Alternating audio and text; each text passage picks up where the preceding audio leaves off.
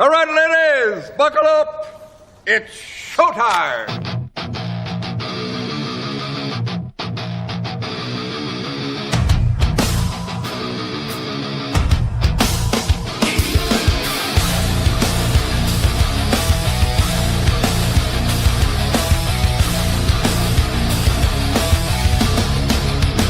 You gave me your loving,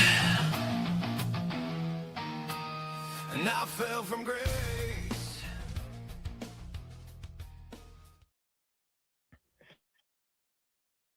And boom. What's up, everybody? Welcome aboard Copperhead Road Podcast, live on Rumble, live on YouTube, live on Kick, live on ERS. What's up, everybody? I'm your boy Footer. Got my man Rexy over there. Got Jem behind the glizzy. What's up, money makers? Yo, what's up? What's up? What's up? What's up? What's up? What's up? Fucking, I was a little late to the whatchamacallit fucking button there, to the mute button. I couldn't get my cursor down to the button quick enough. Well, you don't even have to mute yourself. The StreamYard automatically mutes you. No, I know I couldn't get on. Yeah, but it doesn't unmute me. Really? Yeah. Interesting. I always thought it did. No. There was something. Oh yeah, no, I lost it. I was gonna say something about you. That's what I was gonna say. You didn't even get your bat off the shoulder. You know, got to square around. Speaking of which, Yeah. I've been, I absolutely fucking love the Little League World Series. I absolutely fucking love it. I know you mentioned that in the past, and I've always been kind of creeped out. I wouldn't say creeped out, but kind of Nah. Amazed that you like. But I mean, it's probably for the same reason. If I'm going to watch football, I'm going to watch college football because the participants seem super eager to be there. And just watching there's a couple of things I love. I love intensity in youth sports. Like, I love the passion and the fucking just the intensity of how these kids play. Yeah. I love the way they mimic the big leaguers. That I love. That I find fucking adorable. I fucking find it. I absolutely love it. I love how they emulate the fucking pros. You mean by ignoring the crowd and beating their wife? Yeah, by drinking too much, by being overpaid. No, I just love the intensity, and again, just just the little movements. You know what I mean? The little mannerisms and shit. I absolutely love it because, again, as a kid, I just absolutely fucking loved playing baseball. I absolutely just loved it. And I think watching the Little League World Series, you don't even realize just how good these kids are. They are they're just such good little ball players. There's a couple of girls on some of the teams this year. I always love that. Yeah, I always love that because, my girls always played in boys league baseball. You know what I mean? And their friends, there's two other girls were also on my team. I had four at my two, and then I had their friends on my team. Every year we would do the draft. I would pick them. It was just awesome. We'd go play tournaments or something, and they'd be like, "Oh my God, you guys are, you go look at, they have four girls on their team. Oh my God." And then we'd whoop their asses, and it would hurt them even more, which is great. Now, let me ask you about the both genders thing. Is that just a U.S. thing, or is that sort of worldwide? What do you mean? I think it's worldwide, but I don't think I've never seen any other players. I never saw the Japan team or anything like that.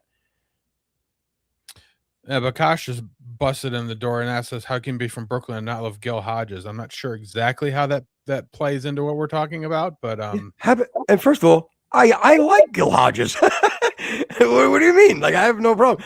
First of all, I love the reason why I'm a diehard Mets fan is because of my family was Brooklyn Dodgers fans. When they And then once the first, and if you were a Brooklyn Dodger fan, you can never be a Yankee fan, obviously. So then when Brooklyn Dodgers left, what are you going to do? Go to be a Yankee fan? No way. You know what I mean? You sit and you wait, and then the Mets come and you become Mets fans. And then we just feel miserable for the rest of our lives. That's all. I remember my dad was a big Brooks Robinson fan. Did he play for the Dodgers or was he the Orioles? Do you remember? I think Dodgers. Yeah, because Brooks Robinson, he did also, I think, play for the Brooklyn Dodgers. I believe he may have. Yeah, Yes. that was my dad's guy. I don't exactly know why. Maybe because he played third base, I think. But I remember he even had, like his glove that he had from, it was one of those fake signed by Brooks Robinson or whatever.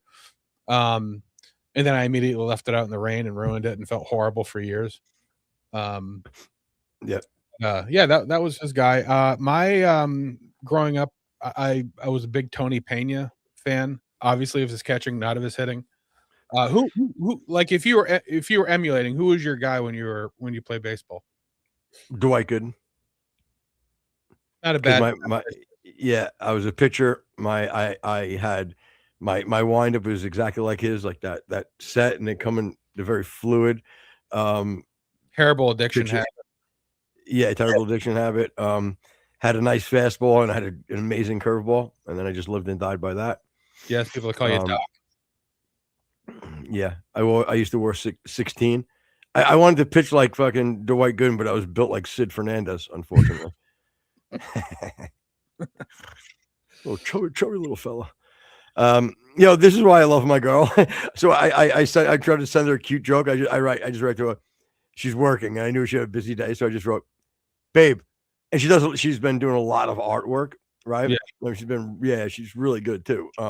So I sent her. I go, "Babe, I just dipped my balls in glitter." I go, "Nuts, right?" I go, "No," I go, "Pretty nuts, right?"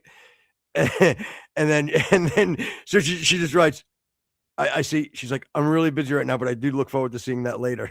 And then she must be on lunch right now. I just got a text. "All right, let's see those balls, sir."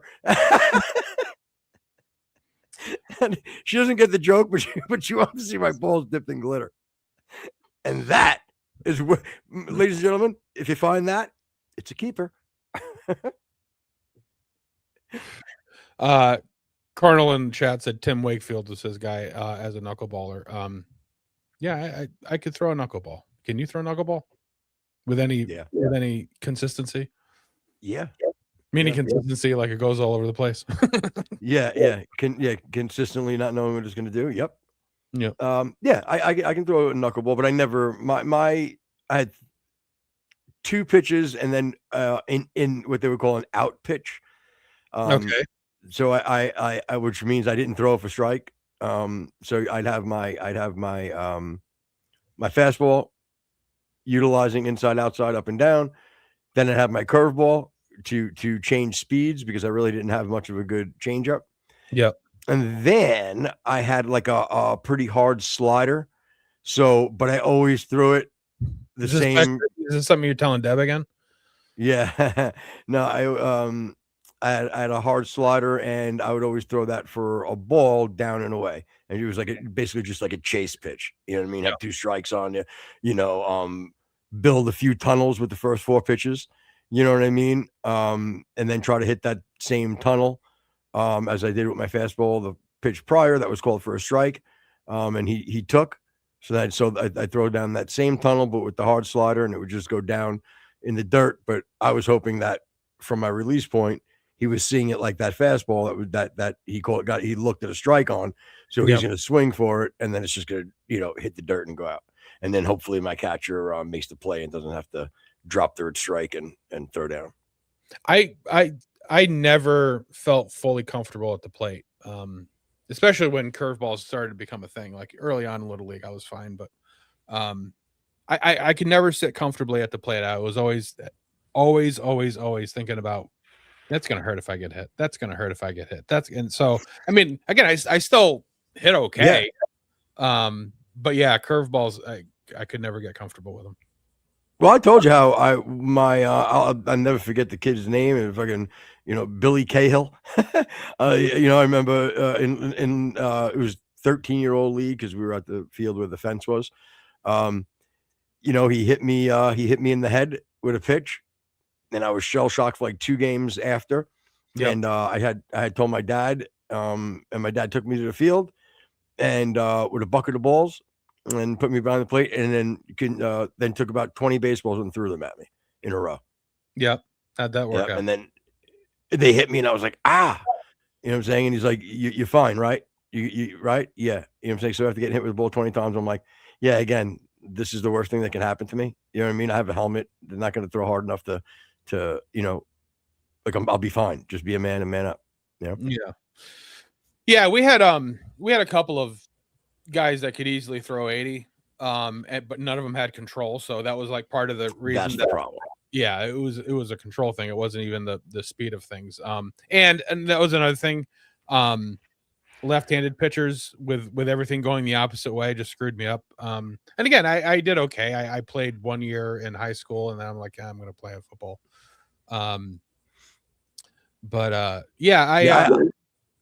I enjoyed playing baseball a lot more than I enjoyed playing football. It just wasn't in the cards. Yeah, I had the best football career out of anybody in the fucking world. I had the best fucking football. I played 1 season. Yeah. After like maybe the 3rd or 4th practice, I told I'd never forget calling my dad at work and going, yeah, I'm done. I'm not playing football. Why aren't you playing football? You know, I don't like it. It's too fucking hard. I hate the practices. I'm not going to practice. Oh, you're going to practice and you're finishing the season. I'm not. Really? Okay. I'll see when I get home. I'm already in a panic by the time he gets home. Right. You know what I mean? Sure enough, I'm at practice that night. And I continued the season. Yo, we went fucking 11-1, went to the championships, won the championship. I fucking got a huge trophy, won offensive lineman of the season. You know what I'm saying? I didn't do I had no fucking clue what the fuck I was doing. I had zero idea like that. I was like, I'm not kidding. Like, I didn't understand that. Like, I was pushing the guy against me, like to make a hole. Like, I didn't get any of it. Right. I think I was 9 and I should have by then, but I just didn't. Yeah. Never played football again and had a sick trophy, had a plaque. You know what I mean? Fucking had the moment of like my coach, oh my God, running on the field after we win the championship. It was fucking amazing. 1983 Peanut champions, baby. Our team was never great. I was Sunshine Coast All Conference as a center and a long snapper. I went to a 2-week training camp at Florida State University because Bobby Bowden had a thing for long snappers. He liked to fuck us, and but he would bring in like 30 different fucking long snappers for the 2-week practice or whatever. And then again, I got into a week, realized that I'm not 6'5" and black. There's no way in the world I'm going to ever make it. So I bowed out. And not in Florida. Florida, yeah. Florida just has a fucking insane. Florida has an insane talent pool for every sport. Yeah. Yeah, for sure. Yeah. The California, and Florida, they kill it with youth sports. Well, you had mentioned even before the show, you were talking about like participating in things in early mid-August that is just awful because of the heat. And awful. that was when we had the 2-a-day practices where you had to be on the field at 7. You went from 7 to 10.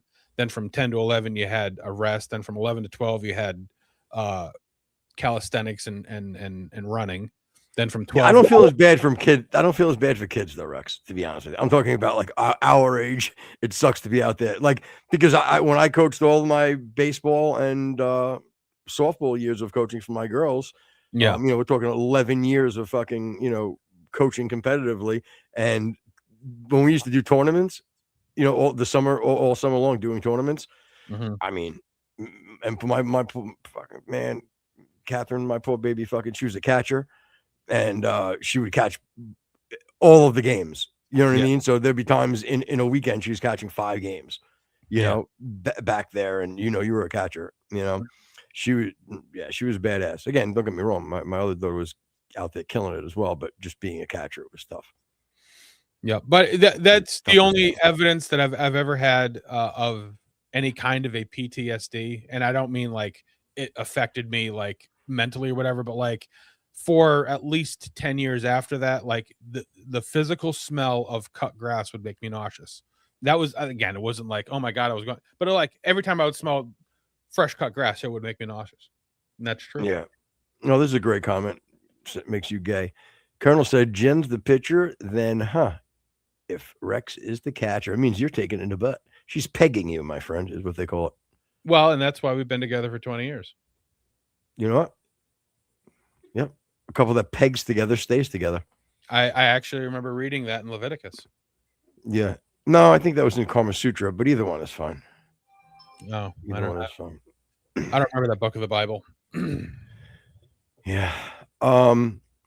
Let me so anyway, I love the Little League World Series type stuff that's starting, but a lot of the games to get you to Cooperstown, Cooperstown, Yeah. is we're happening. So I've been watching those, like the highlight ones on YouTube. Man, I think I may, that might be what my shtick for my lives. I think I may go live and do reaction videos to the games, like the highlights of the games. Why don't you go to the Little League World Series? Why not? I had my dream before my girls got older and decided that fucking they don't want to hang with their dad all and do their things that he likes to do. I always had, my dream was to rent like the big RV type thing, and drive down to Cooperstown with my girls, dad and the girls trip, and go there and stuff. But yeah, that's not gonna happen. No, All right, well, rent a Hyundai and drive over there for a day and watch the Little League World Series. Why not? You probably get a. Well, I don't live down the block. Well, I know, but I mean, I'd have to drive fucking straight 22 hours. You know what I mean? Get a $119 hotel room that's $917 right now. You know my point. I don't think it's. It's easy to come up with excuses not to do something for it. Yeah, well, I guess maybe I should set that up for next year. But do it and start it now. Have you ever been to Cooperstown, the Hall of Fame? Nope. It's one of those things that I always wanted to do. Yeah. I'll meet you at Cooperstown. Sure. If you were going to pick a Hall of Fame, including Rock and Roll Hall of Fame, which one would you rather go to? Baseball Hall of Fame. Yeah. I know. Fuck the Rock and Roll Hall of Fame. That's just that. Meh. Yeah, I know. Like, it's an hour and a half north of me. I could go to the Basketball Hall of Fame, but who the fuck wants to do that? No one.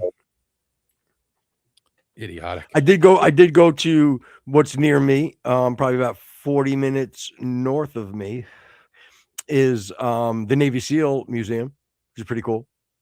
Yeah. Yeah. Oh yeah, I can see where that would be cool. Yeah. Again, I mean, it depends on what but now I've been to, like, we have pretty cool baseball museums pretty close to me. I believe it's called shit. We actually had the Babe Ruth World Series convention there. Convention center. It's a little convention. I think it might be Treasure Coast. I don't know. But it's up there over by Jensen Beach and stuff. So it's not too far. But they have a pretty cool little. It's very small, but it's pretty cool. They have some pretty cool stuff there, though. Sweet. I'm in South Florida, dang. Do you like the Rock and Roll Hall of Fame? I know that a couple of weeks ago they were talking about inductees, and again every year they come up and they've definitely decided, okay, it's not just rockers, it's everybody or whatever. And the guy's justification is that that rock and roll, the term now, doesn't actually mean rock music. It just means good music, I guess. Do you ascribe to that? That it should be okay for basically any genre of music to be in the Rock and Roll Hall of Fame? At this point, I honestly am okay with it. Because I mean, rock and roll to me is a little bit different Like I have a very fucking gatekeeperish type of mentality, which I guess would be in contrast to my opinion as far as not caring. But meaning rock and roll to me is very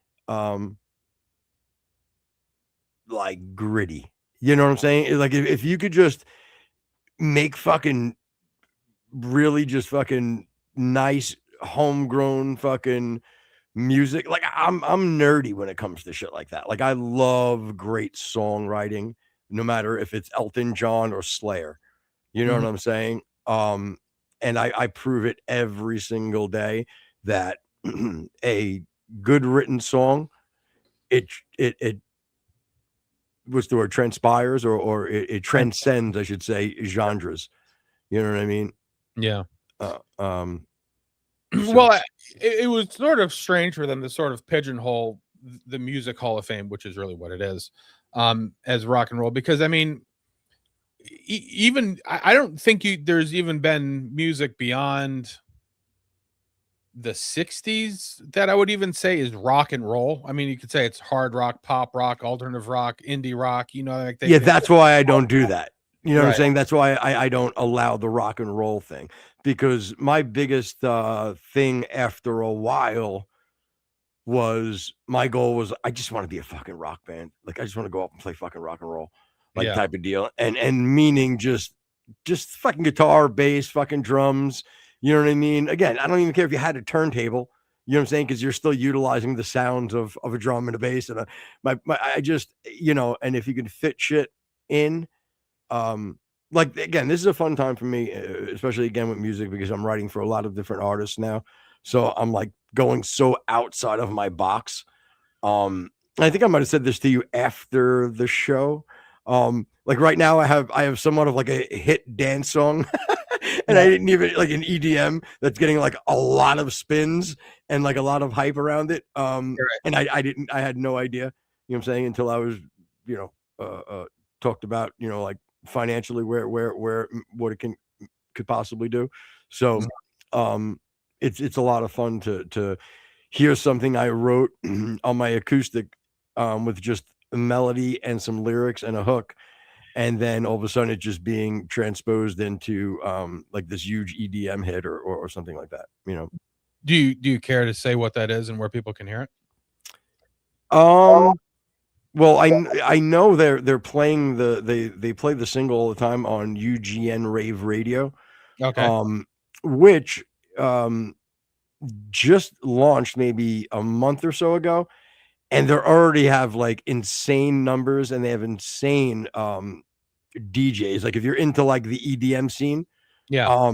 like they have top notch fucking programming. Like I was, and I know nothing about that type of music, so I was very pleasantly surprised at when I did my little investigating on just how legit they are. So I'm really proud of you know, Jay is the owner, and I do have a little invested interest in it myself. But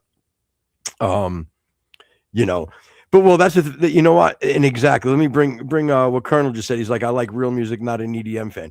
Samesies. Okay. With that being said, it's weird now though, because when I knew that I'm in my room and I'm writing a fucking song, you know, on an acoustic, right? And I know the chords, right? And I'm playing the chords and I'm singing my melody and writing the lyrics to it, and I fucking love it.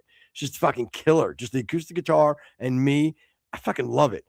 And then I can pass it over, and the chords are the same. Yep. The melodies are the same. The lyrics are the same. But yet there's different manipulations going on. There's obviously different, you know, whatever, different beats and shit around it. But the chords and the melodies are there, and I fucking love it. Now, maybe because I wrote it, you know what I'm saying? That very well could be. Yeah. You know, because I'm not necessarily a fan of a lot of other things. But I'm having a problem right now with rock music in general that my ears are fine with today's rock music and rock music in general. Like I love being able to listen to everything. You know what I mean? It's fun. I like songs like that I hear, and I'm like, oh fuck, that band's cool. With that being said, I keep saying to like my producers, I keep going, like, I can write you hit rock songs all day long if this was our sophomore release, and we've already had an insane fan base that we just wanted to make happy. You know what I'm saying? And continue the that's fine. But I don't want to, like, what I'm releasing right now for Jay, or letting Jay, I should say, do with my music, is definitely so different. Picture an acoustic rock song that is undeniable. You know what I'm saying? As songwriting goes, and then that being mixed with the undeniable trend of whatever's hot in EDM. Yeah. You understand what I'm saying? It's quite fucking fascinating. It really, really is. I'm proud of myself. I'm proud of the everybody involved, all the producers, and you know, UGN Rave Radio, all of it. I really am. I'm proud of everyone. And they treat me really, really good and make me feel really good about myself. Well, that's always been kind of like again, I've said it many times. I don't understand music. I understand what I like. With that kind of thing, I do. But that is one of those gifts or characteristics of musicians that I probably enjoy more than anything else, is that somebody, and again, I use Johnny Cash always for this example, but that can hear a song, but then in their head hear it differently to a completely different you know, tone. Like, again, like how, like the example Hurt by Nine Inch Nails, where he can hear Hurt you know, and Trent Reznor singing it, but then it's being like, okay, well, I'm going to change it and make the whole thing out and make it in the country, and it's going to sound like this. Like, I can't, that's a function in my head that I can't do, and I've always appreciated. Well, I'll give you a quick example of something that's weird. Like, so we would do, we every night around 8:00 in West Coast time, we do a 5:00 West Coast time, so it's 8:00 my time. Yeah. We have a meeting, right? We do an hour meeting every night, and we have a spreadsheet, and we kind of go over all, you know, we're doing a bunch of different projects, right? Yep. So one of the things that I do on my off time to prepare for these meetings, and so I've continued to write and be fresh, is I come up with different ideas. And if I'm in my car, you know, I can't do much except for jot something down. So I'll just go to my phone, and I'll just go to the recordings, right? And I'll kind of hum the melody. So the other day I did that, right? And I'll give you an example of what I did, and then you'll hear it for what it is. And then all of a sudden, wait until that is taken and done with something. So this is all, and I can do it right now live on the air too, to show you like how I did it. But this is, so I basically went bum bum bum bum bum bum bum bum bum bum bum bum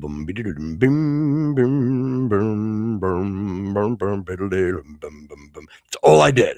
Okay. And I did that on my voice recorder. Then I got home. I didn't want to forget it. So then I just put in I opened my recording musician, double, triple the vocals. So you just make it sound a little fat, because I wanted to send it over to the producers. Right. So then all of a sudden it becomes like this.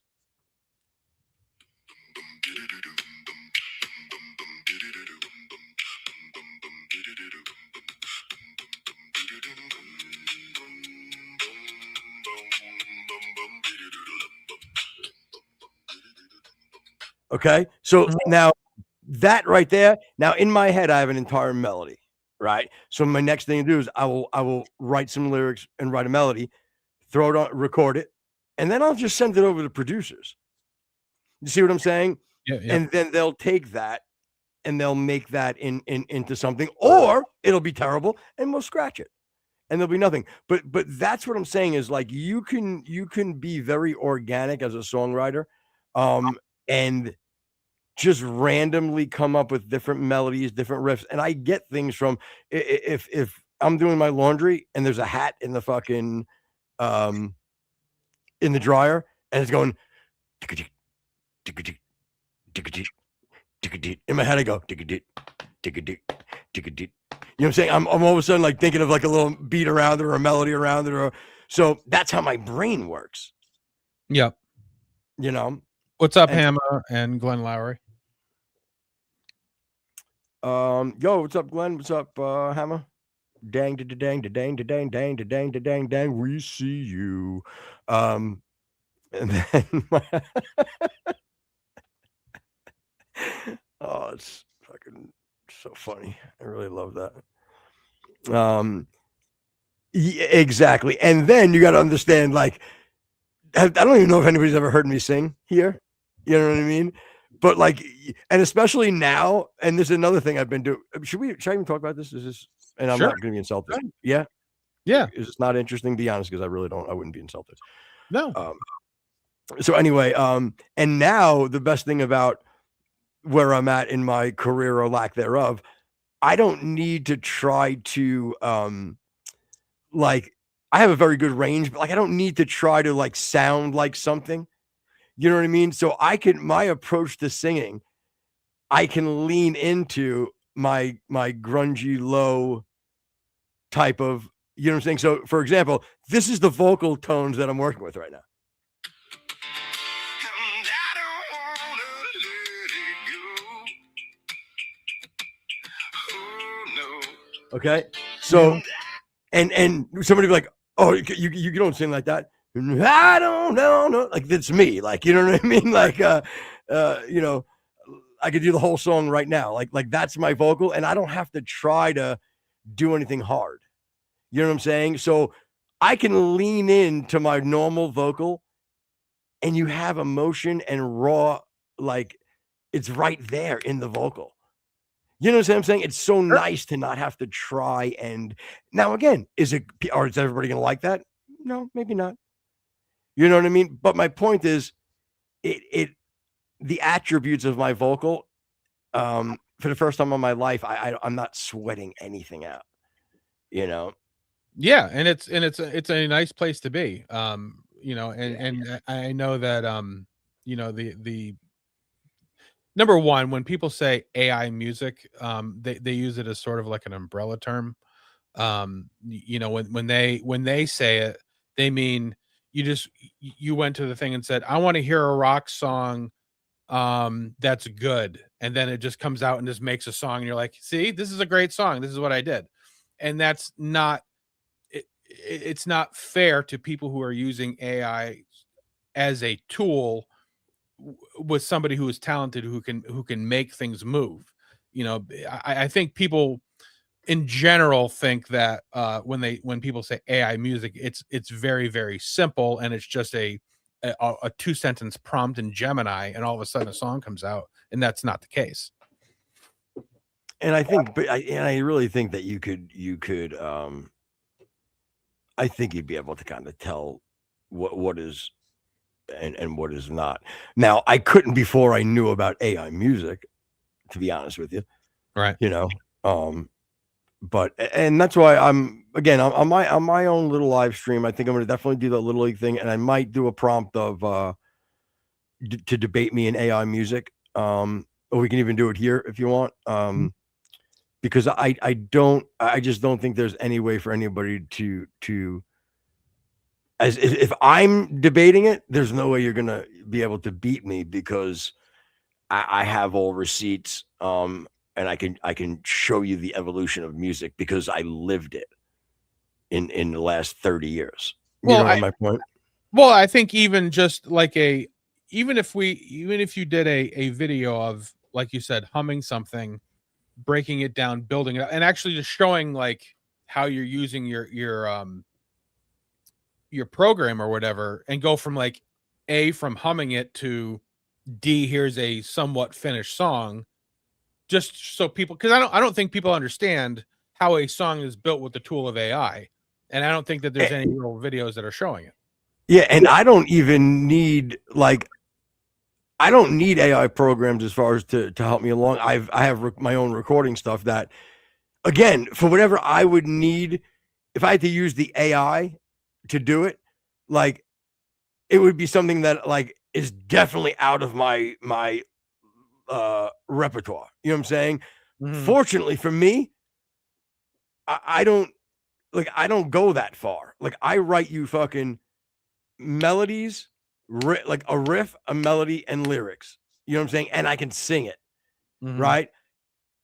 So, like, perfect example. I'm not gonna put the little licks and the little leads in the studio on my shit. You know why? It's not efficient.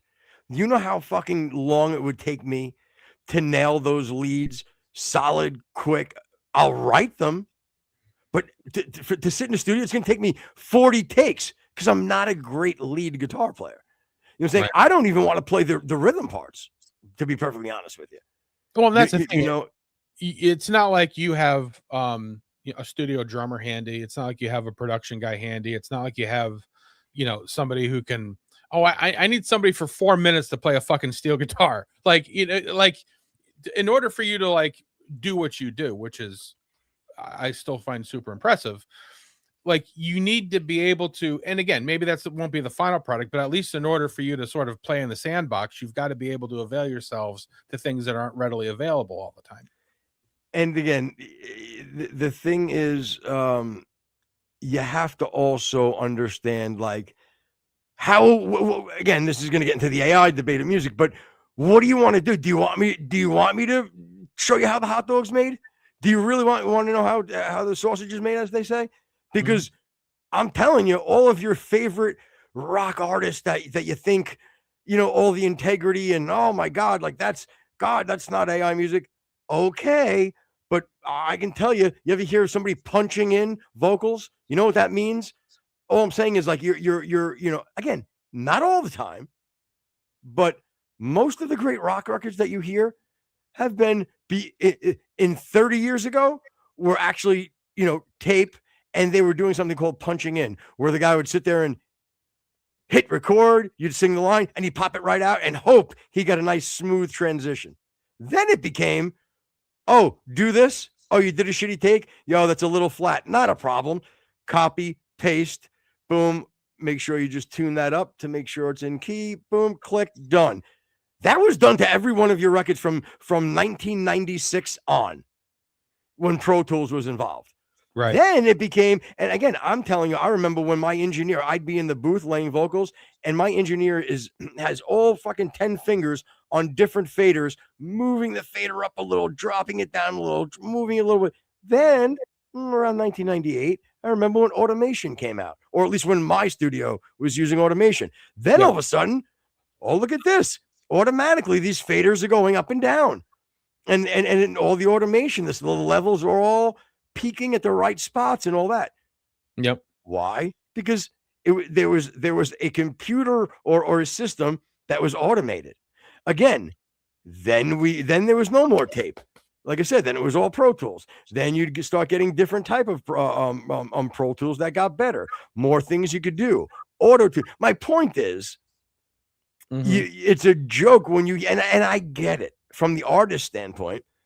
If I understand, like if you all of a sudden, I know you do not know how to use music, right? If you put something out and it sold 1 million records, it would bother me.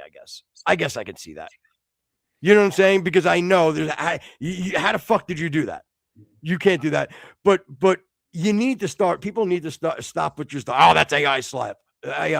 Is it though?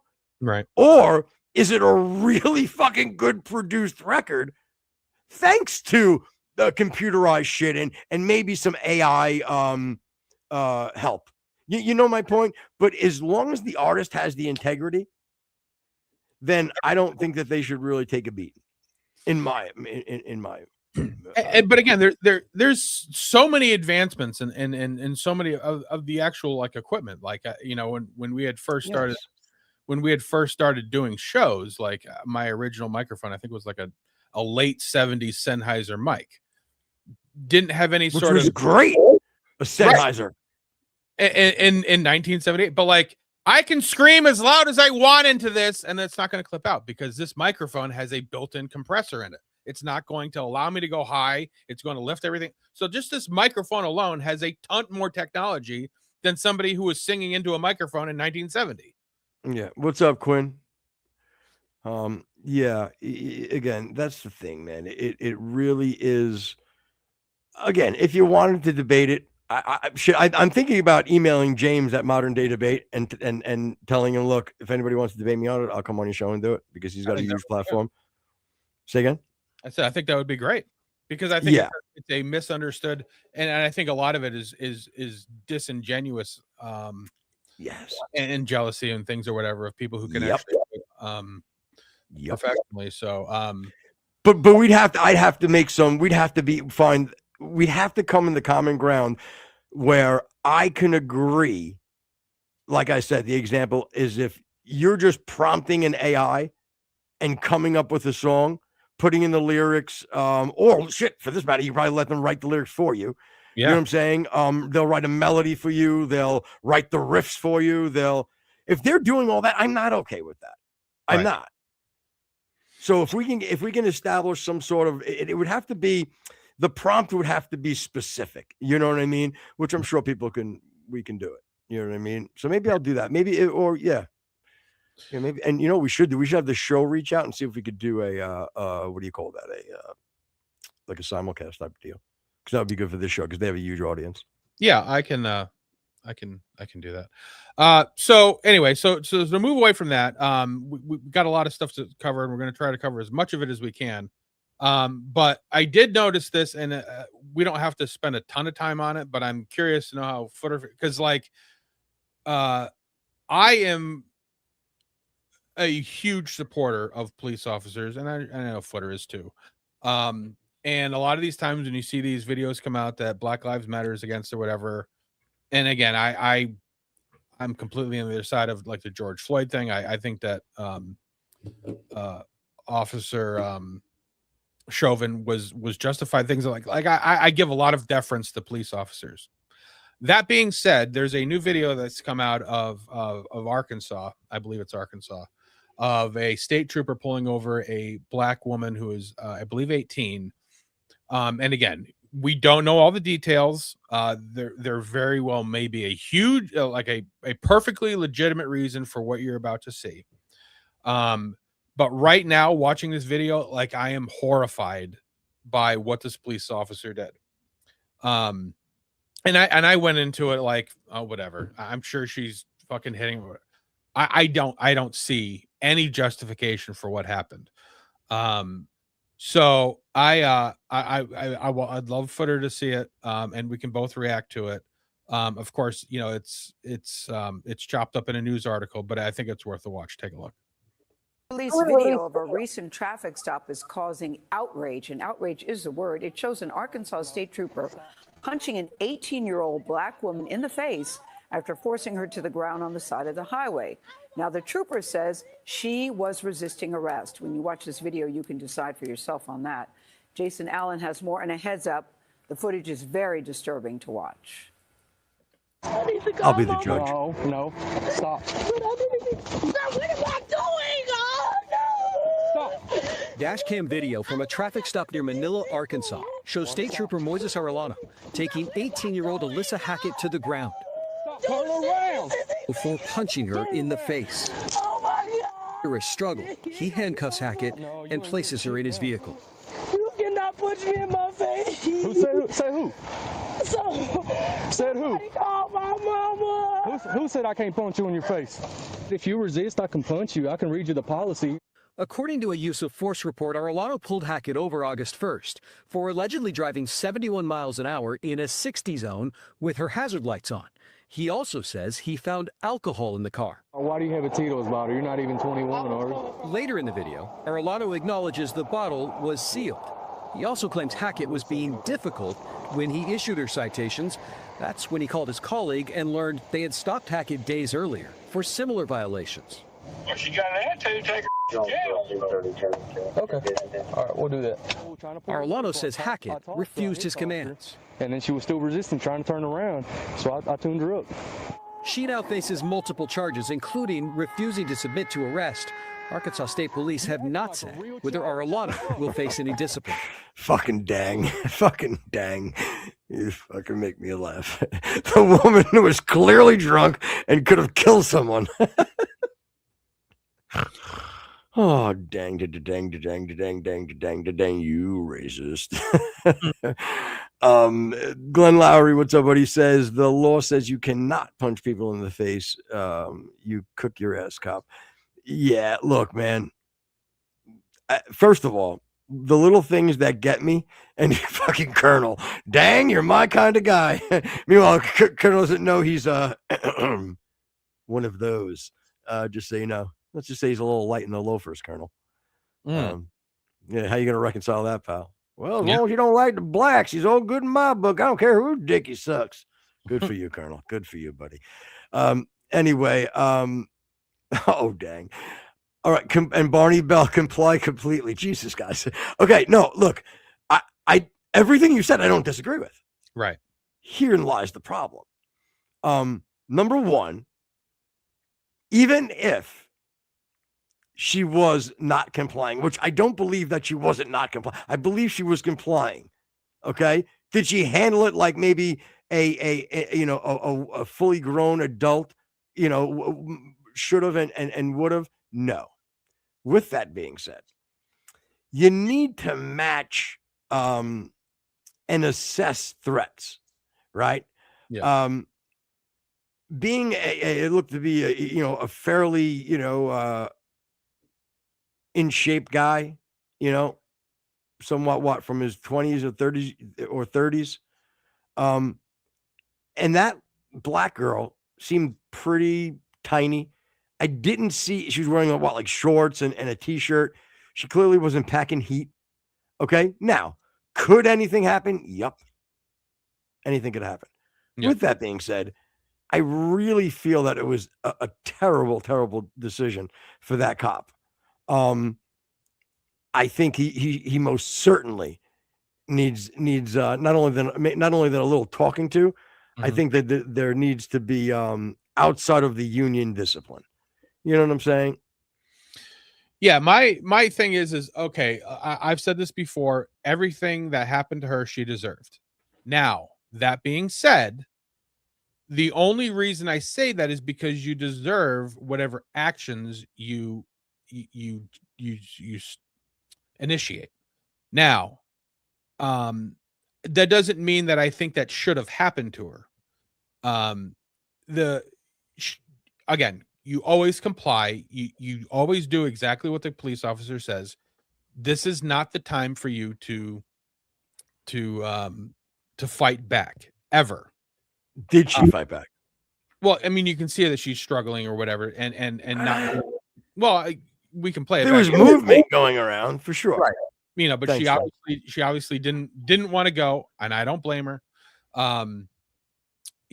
However, like Footer said, you have to match intensity. There is no way in the world at 6+ feet and 200+ something pounds, this police officer needed to use any kind of that excessive force to put handcuffs on her and put her in the back of the car. I don't believe. But like it's people sort of don't fully understand the term deserve something. Like even if you're going to make it a positive, say nobody would have a problem with saying, my son worked really, really hard. He worked out every day. He ran. He did everything that he could, but he still came in fourth in the swim meet. But he deserved to get first place. Everybody was like, yeah, sure, he did. He put in the work. So that still works in the opposite direction. If you're driving, if you're speeding, if you're carrying alcohol in your car, if you're not willing to get out, take a breathalyzer, be around those kind of things, you deserve the. But you're not talking about this specific case because you're inserting a lot of things. What you're inserting a lot that she wasn't willing to do.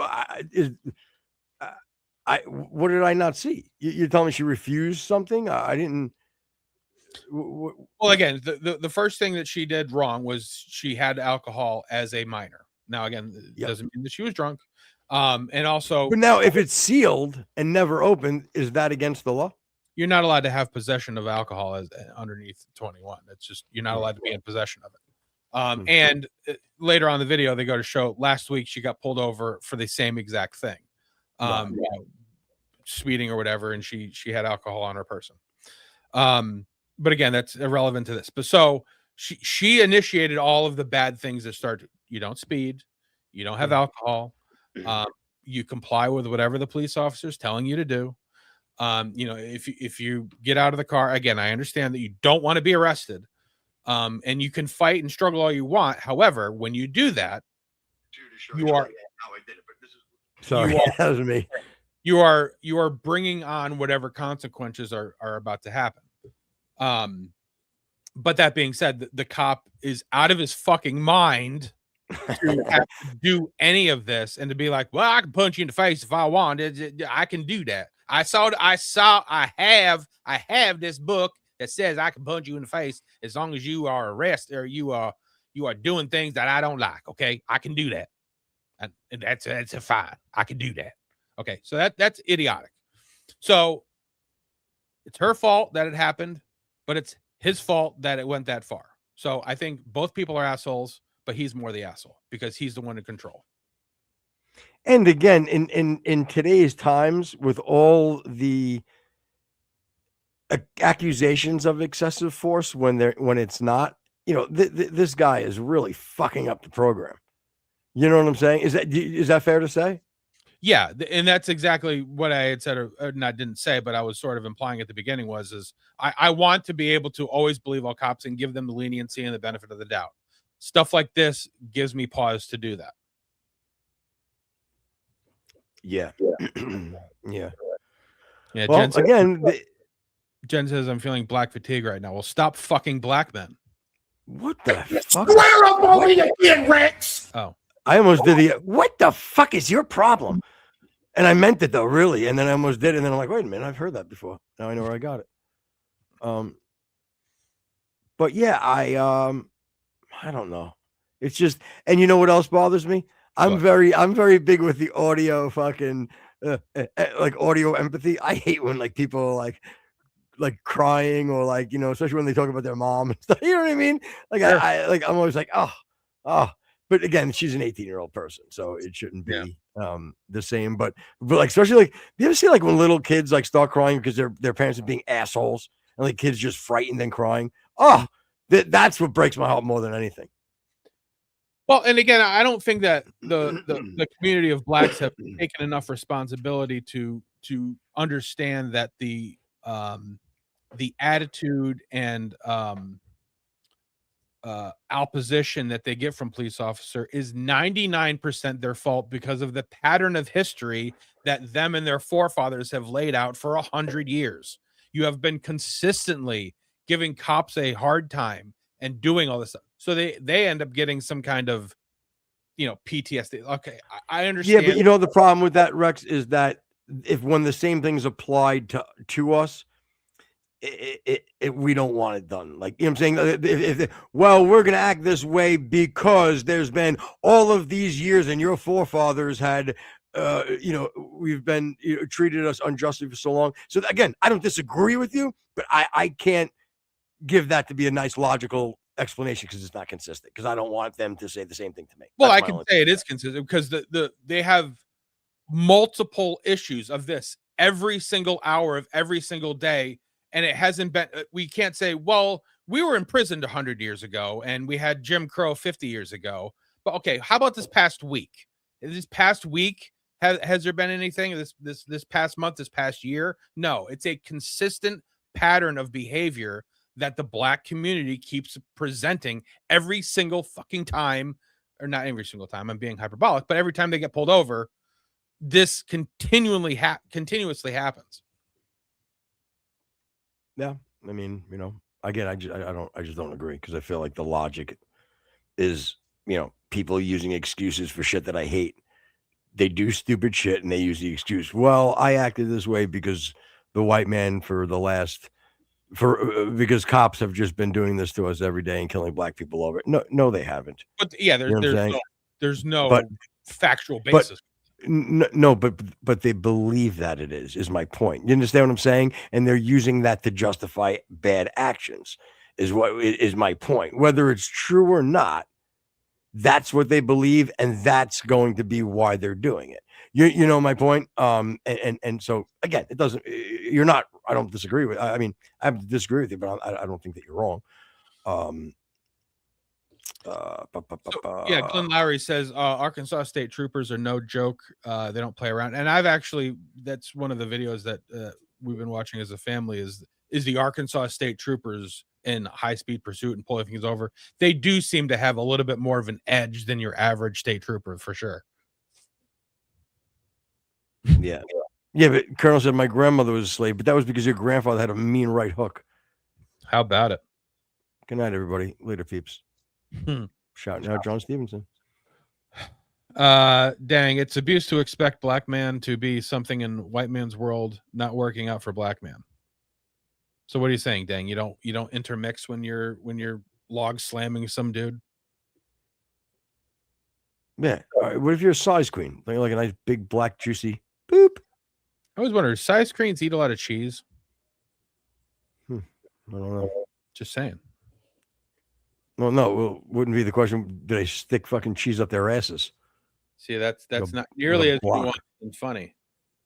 Glenn Lowry says, I live in Alabama. I tell you what my grandpa used to say, whatever a Negro don't fuck up, he'll shit on so no one else wants it.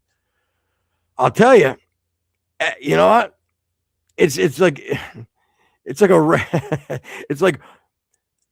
racist sound logic. You know what I mean? Like, you know what I mean? It's like, I know it sounds like an oxymoron. It's not good. I don't like hearing it. I think it's bad to say it. Can't say it's not fucking logical. Mm-hmm. Colonel says he's very tolerant. He'll have sex with any beautiful woman of all races. That a boy, Colonel. Yeah, and Colonel's a handsome man. He probably bangs a lot of broads. He got that fancy. You ever seen a grown man naked? Yes. White man's world is not working for black man. I think at this point, I can't even. How can you even say it's a white man's world anymore? We're the most villainized fucking things on the planet. To be from fucking 35 to fucking 60-year-old white man, you're donezo. Or who am I kidding? Now until you're 70. Maybe you get the grace of the elderly as being elderly, as an older white man from somebody. But otherwise, you're fucking cooked. You're evil. So would you like to there was a couple of things I know that we had on the board that you wanted to bring up. We have the Brandon Officer Tatum Jubilee thing, and we also have the Piers Morgan, which again I found sort of silly at the prompt because the vast majority of the juice of the material has nothing to do with James Carville. Nothing. Yeah. And again, it's one of those times where I can agree with Dave Smith on about 80% of everything that he's saying. Cenk, I have a hard time ever believing or agreeing with. And that's Cenk, not the woman that's there. That fucking, you know what? And I don't like. Look, I'm not gonna be. I don't want to be racist towards the fucking towards the Orientals, but like I know where they got pan face from, because oh my god, that lady's face looks like a fucking someone's grandmother's fucking cast iron fucking skillet. Yeah, she's definitely not doing a whole lot for the stereotype. No, she has a very, very big forehead. Very big. It doesn't bring anything to the table. Yeah. Yeah. Or you can use a forehead as one. Good night, everybody. Later, peeps. The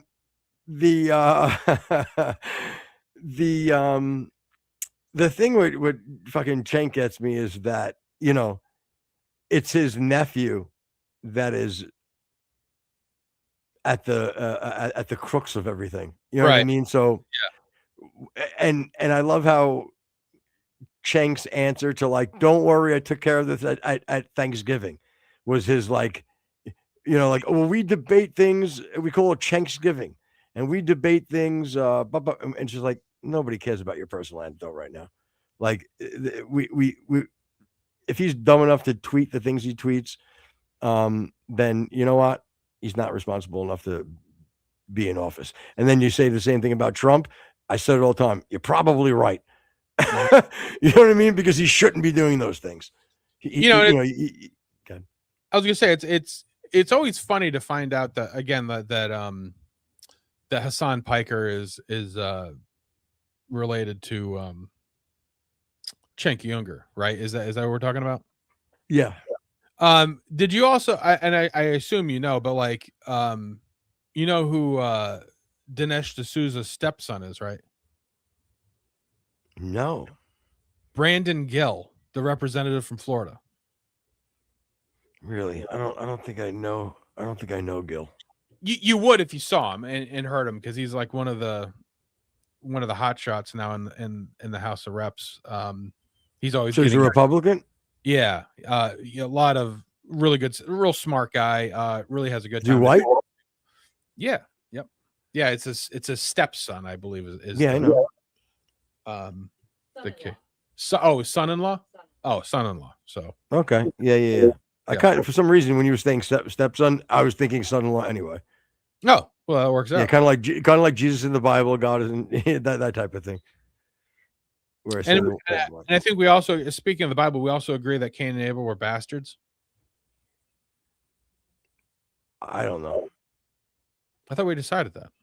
I don't. Why do we have to talk about things that I told you I was worried about being blasphemous? What are you trying to do? All right, I'm just saying. I thought I was going to say they weren't married. So yeah, whatever. Yeah, whatever. Yeah, keep hating on Christianity. Yeah, that's what I do. How is that hating? I'm just laying out facts. Yeah, and I'm just kind of talking shit. Because so do you want me to pull up what I was thinking? Maybe we should do because Veronic's Gaming isn't in chat, and he's wanted us to do the Brandon thing. So the Tatum thing. So maybe we will save that, and if he comes in later, we'll end with it. If not, we can save it, or we can do it without him in a little bit. But if you want, I can bring up the. So here's what we'll do. I'll bring it up. Right, we'll run through it quick. If for some reason that echo thing happens again, then I'm just gonna take it off and then sign out so I can get the echo off me, and then fuck it, we'll just talk about something else. Yeah, I for some reason it should. Again, I don't know. We restarted computers. I reconfigured something, and our media assets aren't doing it. So hopefully that's not going to be the case. But we can certainly give it a shot and see what happens. Yeah, I just wanted to make that clear first. So if it happens, I'm gonna do that. Let's just do this quick. Interesting, Glenn. And again, close your ears, Footer, if you don't want to hear possible blasphemous stuff. Cain and Abel were not bastards.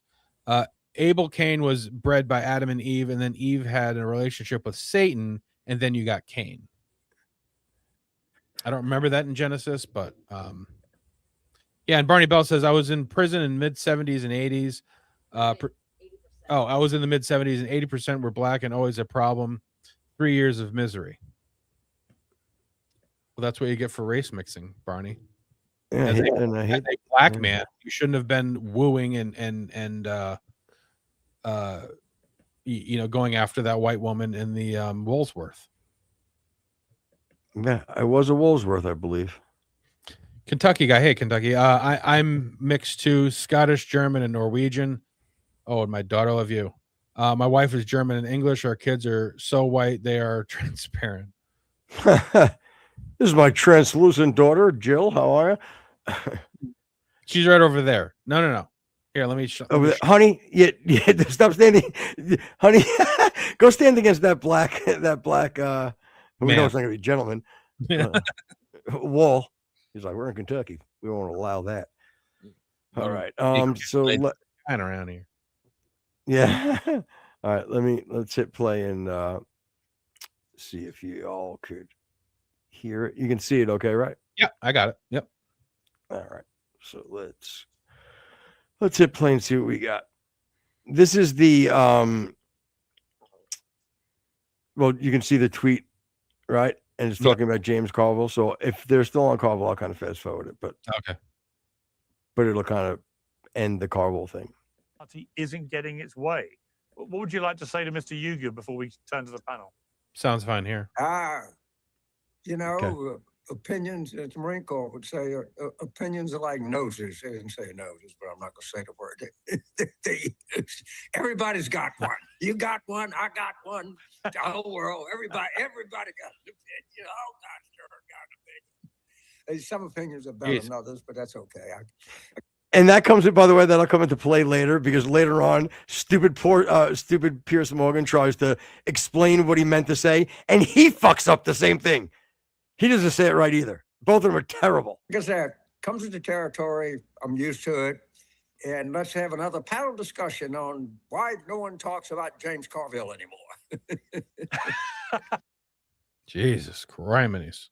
For real. And look at fucking Pierce. Looks like a fucking thoroughbred. You have a wide range of opinions. Hold on, let's pull him back a little. Let's get the Jank here. All right, hold on. All right. Here's the panel. We have you have Jank, you have fucking Dave Smith, you have Vinny from PBD, and you have some sort of fucking Pokemon card at the end.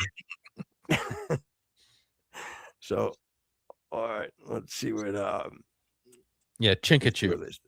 Yeah. That sounds like an Asian Charleston Chew. Absolutely does not support this current Israeli government or many of their actions. So I'm not quite sure why you think that makes him the enemy to you. There's a couple of things there, Piers. First of all, he's on every network. So he's all over television, including this one now. So, you know, he was much, much better today. But earlier, what he was saying is basically the Democrats are extreme. And it's a nonsensical point of view. It's so nonsensical, he kind of defied it today. And he's the one that was laying down ultimatums about who gets to be in the party and who doesn't. And that's absurd. So now, look, there's a... Yeah, I was just saying, let's give a little context, too, to what he's talking about. Because Jank's nephew or something, I believe, is Hassan Piker, right? Yeah. And all the shit that's going on with Hassan Piker... like Fetterman and James Carville said that like they would have nothing to do with him and it would be, you know, like he's a problem for the Democratic Party. So that's kind of where we pick up. So yeah, Rex, sorry. This is again has nothing to do with the debate, but whoever's in charge of Dave Smith's studio, your lining up of the background in his head is just not very good. He looks like a kitty cat. The fucking hair again, I know there's part of his thing or whatever, but he just looks like a maniac with his fucking hair way up in the air. Yeah, or he looks like he's wearing cat ears. Something, yeah, for sure. Like it's not a good look. So we have to do some adjustment there. All right, well, I'll get on the horn with Dave. But anyway, that's the context of what they're talking about. Yeah, irony here, because in terms of those social issues, my position is actually very close to James Carville's. In fact, me and my co-host Anna Kasparian were the ones who debated people on our left who wanted to abolish prisons about 2 years ago. So we were on top of this, and we didn't want this to be, you know, something the Democratic Party is known for at all. We thought it was a terrible idea, and in those debates, we told people, look, you guys are the only 13 people in the country who believe this nonsense. Stop pretending that you represent Democrats. But now I would say the same exact thing to James Carville, which is stop pretending that you represent all Democrats. You just don't. We have a wide range of opinions. So I don't think you should abolish prisons. I think that's mental. But good news, 99.8% of Democratic voters agree with me. By the way, 99.8% of Democratic politicians agree with me, right? I don't know how accurate that is, by the way, just for the record.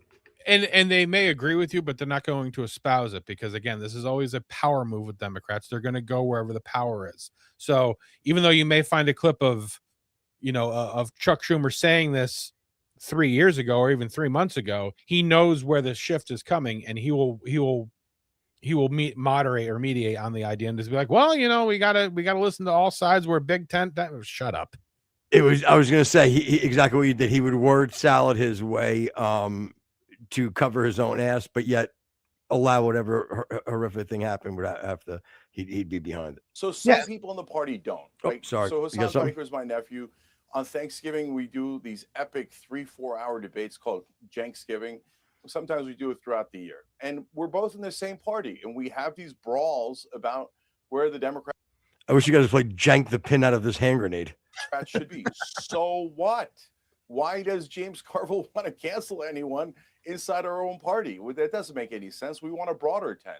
And if a couple of people got elected that believe in extreme things, and you know what? How rich is that, huh? Like, what's that? Oh, well, I mean, listen, if some people got elected that are, that support a lot of extreme things, then wait, what?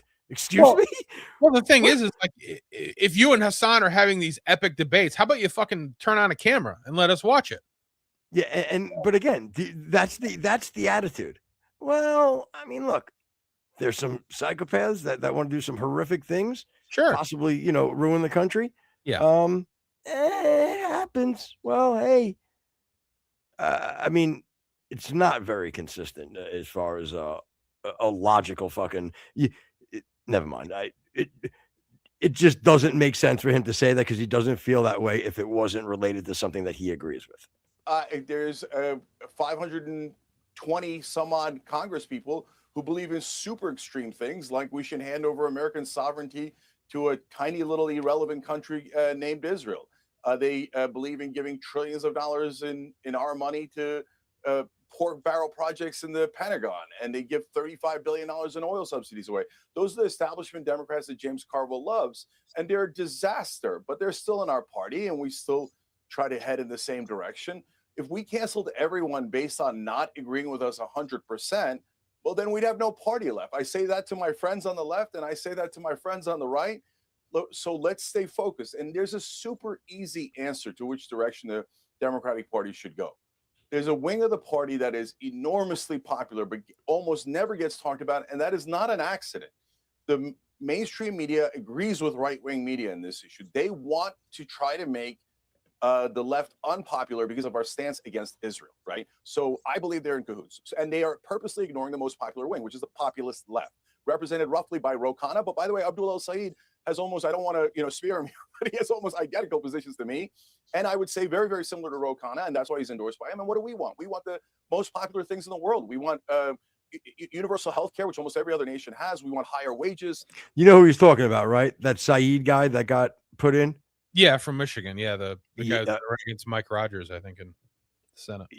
Yeah, okay. We want to be able to negotiate drug prices. We want lower housing prices. And end all the wars and get money out of politics. Every one of these polls at over 67%. So I have a genuinely unique idea for the Democratic Party.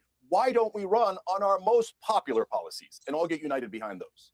One of the problems you've got, and I'll come to Vinny to respond to this because you've been quite strong on this, Vinny, but Rolling Stone's just published a feature on your nephew, Hassan Piker.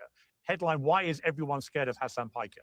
It reads, a self-described Marxist with an NSF MS Now vocabulary. He's become famous as a peddler of incendiary takes, not so much moving the Overton window as throwing a brick through it. Among his greatest hits, America Deserved 9/11. There's a lot we can learn from the Chinese Communist Party. Let the streets soak in red capitalist blood, most of which he'd later walk back if not apologize for. It goes on, Piker's a matinee handsome progressive. That's something, though, that I love. You can walk back something, and you can apologize for something, right? Sure. Yeah. But then I think your actions in the future would have to not be consistent in any way with that type of an ideology. And therein lies, I think, is what the problem with Hassan Piker. He takes back these horrific things that he said that I feel like he was probably being honest about. Like he really does feel that way, right? But no. He actually condemned it, took it back, and apologized for it. But yet he's going to do other things that are parallel to that pretty much have very similar impact, just a little bit less inflammatory. Yeah, he'll say something. I apologize for my messaging on this subject. Okay, that doesn't mean that you apologize for what you said. You're just apologizing how you said it. Icon, who's uniquely talented at translating radical left politics for the kind of Gen Z bros. And the accompanying photo shoot has a picture of him on a motorbike and by a pool looking like a movie star. And the problem with this, I think, change is that when a lot of Americans see quotes like America Deserved 9/11, and they've been regurgitated because of Hassan's rising profile, and they say there's a lot we can learn from the Chinese Communist Party and let the streets soak in red capitalist blood. They see these quotes come back, and they think this guy is very extreme. And they believe they have a right to be fearful of people like him becoming the faces of the Democrat Party. Before I go to the current Israeli government or many of their actions. So I'm not quite sure why you think that makes him the enemy to you. There's a couple of things there, Piers. First of all, he's on every network. So he's all over television, including this one now. So, he was much better too. Oh, But sorry, earlier, guys. what he was saying is basically Democrats are extreme, and it's a nonsensical point of view. We told people, look, you got all the wars and you know what? Is majority is inside these tents are freaking clowns. So Cenk, you're having these Cenks giving whatever. I've said crazy stuff. You know what I've never said, Cenk, in my entire life? America deserved Americans over 3,000 dying, burning to death, and jumping to their freaking death. And there's no excuse for that. Cenk, I don't care. I've never said anything, and I'm pretty sure you've never said anything remotely to that. So you have these Cenks giving dinners. Do you ever talk to them about this? About this saying, kill them, kill those mother effers, and those mother effers, let the streets soak in their effing blood. If you cared about Medicare or Medicare fraud, kill Rick Scott. My nephew, who's 5 years old, said the F word, and my brother called me the other day, and I told him off, like as a child, but like in a respectful way. I said, don't you ever use bad words, and don't do that. I'm curious in these little dinners, you're not talking to him about that, Cenk, to say that as a New Yorker, and how embarrassed and how ashamed I am that these people like AOC are like, no, yeah, he said he's sorry. There's some things, Piers, that you can say you're sorry for, that deep down inside you're saying that he's over it. He just removed one of the photos he has in his stream room, and he put the World Trade burning. Okay, so don't give me this. He forgot. But you know how we got to this point? Piers is populist, whatever. All these Hassans and everything is because people like James Carville, for the past 10 years, all it's been is Trump. Trump is Hitler. We're Nazis. We're deplorables. And now, when the TDS dust has settled, look who they're left with. Look who they're left with. The AOCs, the Mamdanis, the El Abdul, whatever the hell his name is, that want to abolish ICE. They want to defund the police. They want open borders. And when you mention the SAVE Act, it's racist. How dare you ask people to prove that they're here because Kamala Harris and the... Vinny's 100% right. Yeah. And you can tell the Chinese woman to the left of him is very, very happy or tired or sad, angry, mean. I don't know. Do you think like there's no way in the world that like anybody other than Cenk has ever uttered the word Thanksgiving? Like there's no way. Hey, come on, everybody. Yeah, let's put down our tofu turkey and let's have ourselves a Thanksgiving, okay, everybody? That doesn't that's like, yeah, like come on, guys, come over to my house this year. I'm having a Thanksgiving.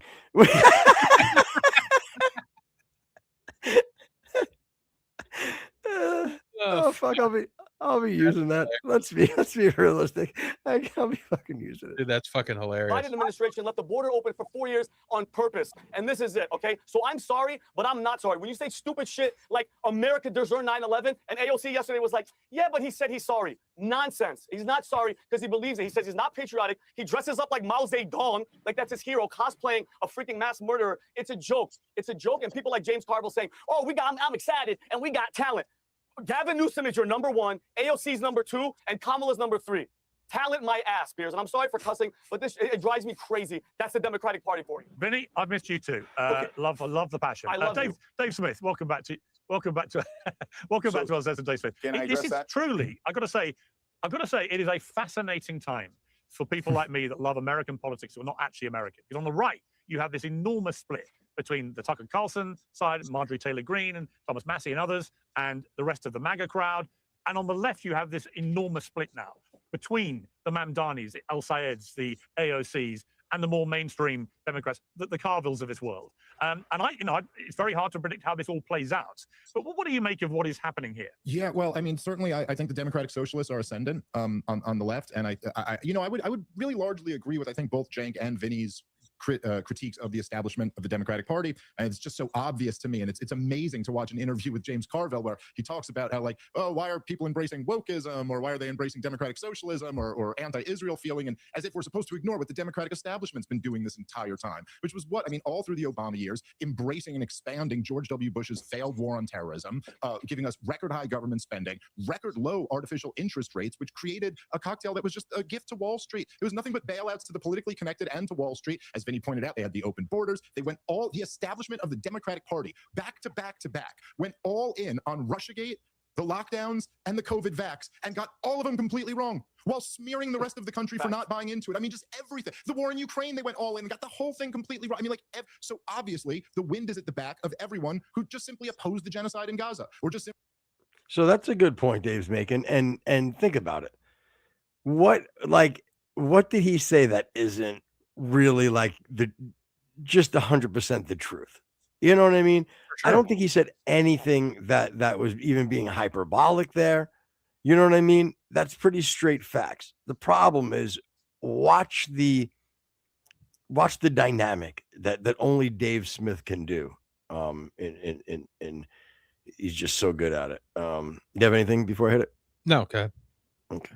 Simply oppose the open borders, or just like, this is where all the energy is now. But I gotta say, I really find a lot lacking in kind of Cenk's broad defense of a lot of this stuff. Look, there's something so inherently dishonest about this entire democratic socialist movement, starting with the fact that Bernie Sanders, who first popularized it, is not a democratic socialist and doesn't even know what democratic socialism means. I mean, Cenk, you must have seen True. he was on Bill Maher's show, what was it, last year, a little over that, and they asked him about the difference, his position between equality versus equity. He had never heard the terms before. He was completely deer in the head, like, how does anyone live in this world and not have a thought? It's like if you asked me about the non-aggression principle and I hadn't heard of it. What are you talking? This is your entire life's work. Bernie Sanders claims to be a democratic socialist, runs as essentially a welfarist. We should have a higher minimum wage and universal health care. Well, that's basically just being a liberal Democrat. But that's the thing. Whose fault is that? Is that Bernie Sanders' fault, or is it just show you how extreme the real left can be? Well, yeah, that's the thing. Like Bernie is even though he kind of plays the dumb guy, he's very smart. He understands like where power can be grabbed from. Like he giving out, or at least not actually giving out, but promising free things, or saying that there is an oppressor and you're the oppressed. He knows that no matter how it plays out, playing those cards will always get you the votes, because people who want free stuff always want more free stuff. So even though you don't deliver, and to my chagrin, he has delivered on some, always promising that will almost always get you into office. Yeah. What do you have to say? Can you answer Dang on this one? What is your thoughts on this? America is not a capitalist country. You have central planning capitalism. Simply means free enterprise. When has America ever had that? Never. Well, again, we are a capitalist society. Our economic sector is set up that way. However, it has been compromised and hamstrung by litigation that has sort of watered that down. The monopoly things, the monopoly laws, minimum wage, and even something as controlling the people when they run a business, who can come in, who could come out. Like it's been modified to where it's not free enterprise, free market capitalism anymore. It's a modified version of it again, unfortunately. Yeah. And Glenn Lowry says they think our flag is racist. They hate our flag. They think the United States don't have enough people here. Everybody in the world should be able to come here and take care of them. Yeah. I mean, that's what they do think. That's the scariest part about it. But anyway, Dave Smith, again, you'll see a shift here. Yeah, I'm waiting for it. He uses the term where Professor Richard Wolff and Bhaskar Sankara, they'll tell you that they mean revolution, democratizing the entire workplace, outlawing all employers. Well, hey, so now these guys don't run as revolutionaries. They real quick, what do you think? Just quick, can you guess where the shift is going to come? I haven't yet, but I'm waiting. Oh, okay. You know, put it that way. You know, run is, hey, we're just talking about the unaffordability crisis, but they use the term democratic socialist. It's this honest thing that liberals and leftists have always done, which is that you frame the debate as whether we want free stuff or not. You frame the debate as whether you believe in free healthcare, free education, when, of course, my 7-year-old could understand that there's no such thing as free anything. As long as doctors are getting paid and teachers are getting paid and construction workers are getting paid, someone's paying for it. The debate is over whether you think that the violence of the state ought to be used to confiscate your wealth through taxation, and then bureaucrats and politicians will decide how to give it back to you, or you believe in a free market system. But as soon as you start going to this free healthcare, free education, well, then why shouldn't the democratic socialist run to the left of James Carville and say, I'm for more free stuff? I'm for all the free stuff you're for, plus a whole lot more free stuff. The bottom line here is that anybody who thinks we need more government has lost the plot. The federal government's about to spend $7.5 trillion this year. We are going bankrupt. It is infantile for us to be having conversations about what more government programs we should be giving out to people right now. We're destroying the dollar, trying to keep up with the entitlements in the warfare state that we cannot afford right now. You had your breakfast this morning, didn't you, Dave? Well, Vinny said he missed you, and then I missed Vinny, and I got going. I miss you too. Lindy Lee, welcome back to Let's get past this, bro. Seventh, then we could talk. People say stupid things like aliens in our country. They also want to abolish America. A guy that hates America like that, don't do it. Let her finish, please.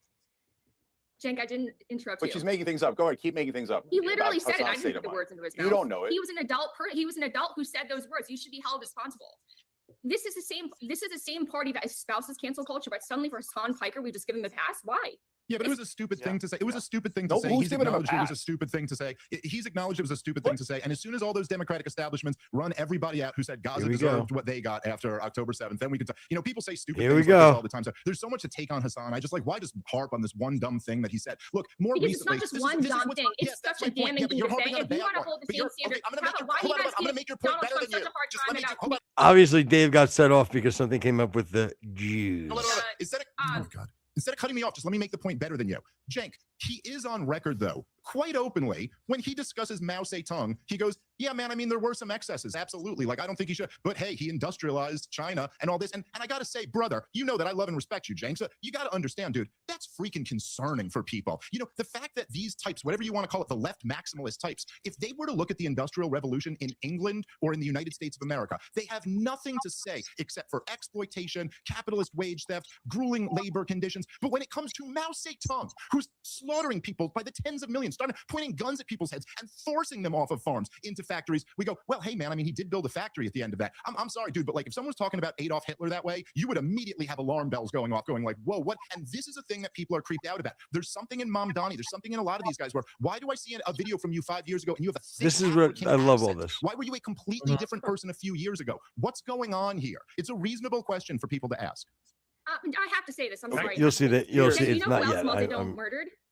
He murdered my great grandfather in cold. Don't care. Mean it. He's secretly lying. He's this, he's that. No, I talk to him about it. We talked to him about it instantly. He came on the Young Turks instantly back then and said, look, obviously I didn't mean it that way. And Vinny, the irony there is that what he meant and what he clarified is something that you largely agree with, which is that we're in the Middle East too much. And there's no need for us to go and provoke people there. There's no need for us to waste our military, lose American soldiers' lives. So, you know, that's the thrust of the argument, and that's been lost now. And why do we constantly going back to a couple of things that he said that are outrageous? Because it's smear by proxy. The reality is that establishment media does not really care about Hassan. They care about smearing Abdul El Said and all the other candidates that Hassan campaigns with. This is the same exact thing they did with me and Bernie Sanders. Hold on, Piers. Can I finish something? Okay, this is the same exact smear they did to me in 2020. This is the same exact smear they do to all outsiders. You guys are suckers. They're going to do to you next. Yeah, but I can and you know defend my what? statements, You know what people Cenk. do it to people People people. Look, here's what I would say, Cenk. People hold me to account for what I actually say all the time. If I had said America deserved 9/11, trust me, people would still be talking about it and demanding that my visa gets ripped up. So these comments matter. It is good that he withdrew them, but the defense, not a defense. Bullshit that they matter. Can I explain? Okay, well, no, I want you to talk about let me point out the hypocrisy in an overwhelming and empirical way. Explain his comments about Mao Zedong, because they are extremely concerning. Okay, that's a second issue, which I'm going to get to in a second. But first, on the smear by proxy. Okay, no. Why isn't anybody asking? Oh, it was like he heard me laugh at him. Yeah. As soon as I left, he's like, no. Wait. Bullshit. Well, for the bullshit. It's Bullshit. Thanksgiving. Let me Not finish. Thanksgiving. Yeah. Have a great Thanksgiving, everybody. Mike Rogers, hey, do you denounce Benjamin Netanyahu? You're taking, not only are you campaigning with the Israeli lobby, Look at Dave. not only are you associating with the Israeli lobby, you take Here money comes from Davey the Israeli boy. lobby. You are legally bribed by the Israeli lobby. So do you denounce the butcher of Jerusalem that has murdered 23,000 children? That is a very legitimate question, but somehow mainstream media can't ask that question. How cool is that nickname, though? Which one? The Butcher of Jerusalem? Oh, that is good. Badass. I can't wait Sounds like you should fucking on Israel bots. Damn it, you beat me. That's where I was going. Sorry. Fine. Why didn't they ask Kamala Harris? Do you denounce Dick Cheney, who brought torture back, who got hundreds of thousands of people killed? Instead, they're like, oh, you're so wonderful for bear-hugging Dick Cheney. Why didn't anybody get asked, don't you denounce Henry Kissinger? Nice way to start criticizing people you supported at one point. Yeah, right. Cenk. So these are actual murderers who have slaughtered tens or hundreds of thousands of people, but yet mainstream media doesn't do smear by proxy there. They never ask that question. Oh, what did Hassan say? What did Cenk say? Well, by the way, what did Tucker Carlson say? What did Marjorie Taylor Greene say? Notice that they always do this. How about play a little whataboutism, Cenk? Why don't you, buddy? Why don't you? Yeah. Yeah. Okay.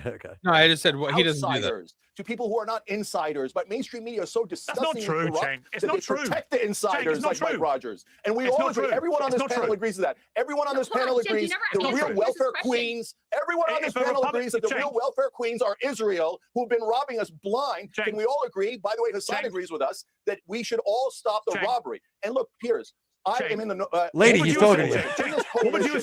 In this coalition, we have Tucker Carlson and we have Hassan Piker. They don't agree on a lot of things, and I don't agree with Tucker Carlson's LGBTQ issues. I don't agree with Hassan on the Mao comments, but we're in the anti-war coalition. Let's stick together. Let's get Israel out of our government, defund it, end the wars, get money out of politics, and then we can go back to these nonsense fights that don't matter because the truth is, on the left or the right. Hang on, please. Hang on. Yeah, like the thing is like, again, I've said 100 times that, I don't care what Israel does, just don't involve us unless it has something to do with our best interest involved. But I love how they're using this. We need to get rid of Israel because of how much they're robbing from our coffers. Okay, it's like, again, even if you're going to be $5 billion, that's nothing. Has nothing to do for you with money or you just don't like Israel. So like using this sort of like, well, I really, really hate Israel. I don't like the Jews at all. But my main problem is because they're costing us $3 billion a year. That's just disingenuous. And all of that is stemming from the question about his nephew. So even are you telling me we forgive his nephew and somehow put him in power because Israel's horrible? Interesting. Right. And hang on, please. Like even the examples that he's bringing up where it's like, they got tens of thousands, hundreds of thousands of people. Okay. Mao is probably about 30 million. So even your example doesn't even hold water. Hang on, please. I want to ask Cenk a simple question. Yeah, hang on. Cenk, you say that the mainstream media wouldn't go after somebody for saying, difficult things or difficult positions or whatever. I just don't think it's true. If Donald Trump came out with the comments about Mao Zedong that your nephew did, all hell would break loose. And what Dave Smith rightly has asked you is, he said a dumb thing. He said a dumb thing about America and 9/11, and he came on your show immediately and retracted it. Okay, but as Dave said, the mindset which goes out of its way to minimize the actions of the most genocidal monster in the history of planet Earth is very concerning. And as your nephew's star rises and he gets a big feature in Rolling Stone magazine and becomes the face of the progressive left and so on, it is completely legitimate to ask why he would seek to minimize what Mao Zedong did. And I'm curious whether you as his uncle have an answer to that question. Again, we don't speak for one another, so I don't like Mao at all. I mean, to Mindy's point, my wife's grandparents on both sides, grandfathers on both sides, were in Chiang Kai-shek's army.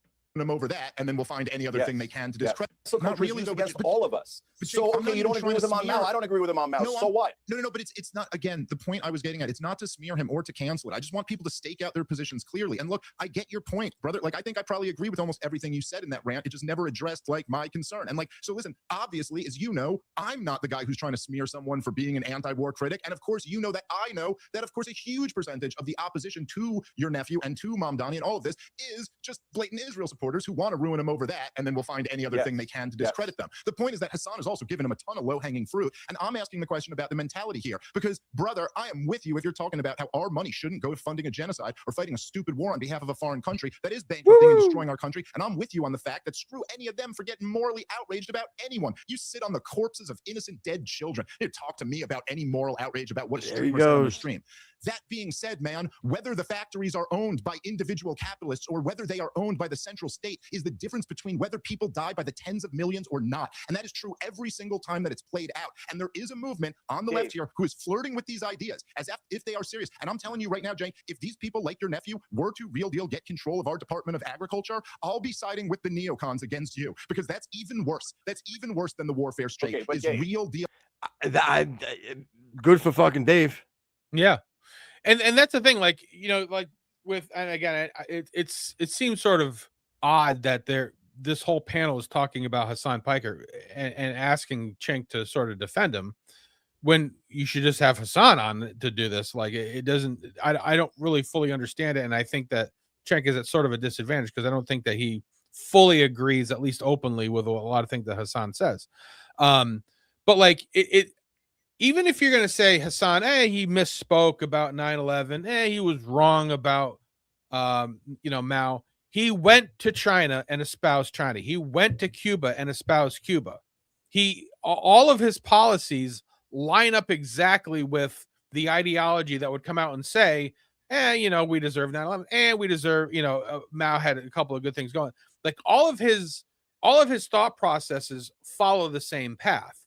So to say like these things that he had said about Mao and 9/11 were sort of offshoots of that is incorrect, because if you follow everything that he says, the likely outcome is what he said about 9/11 and Mao.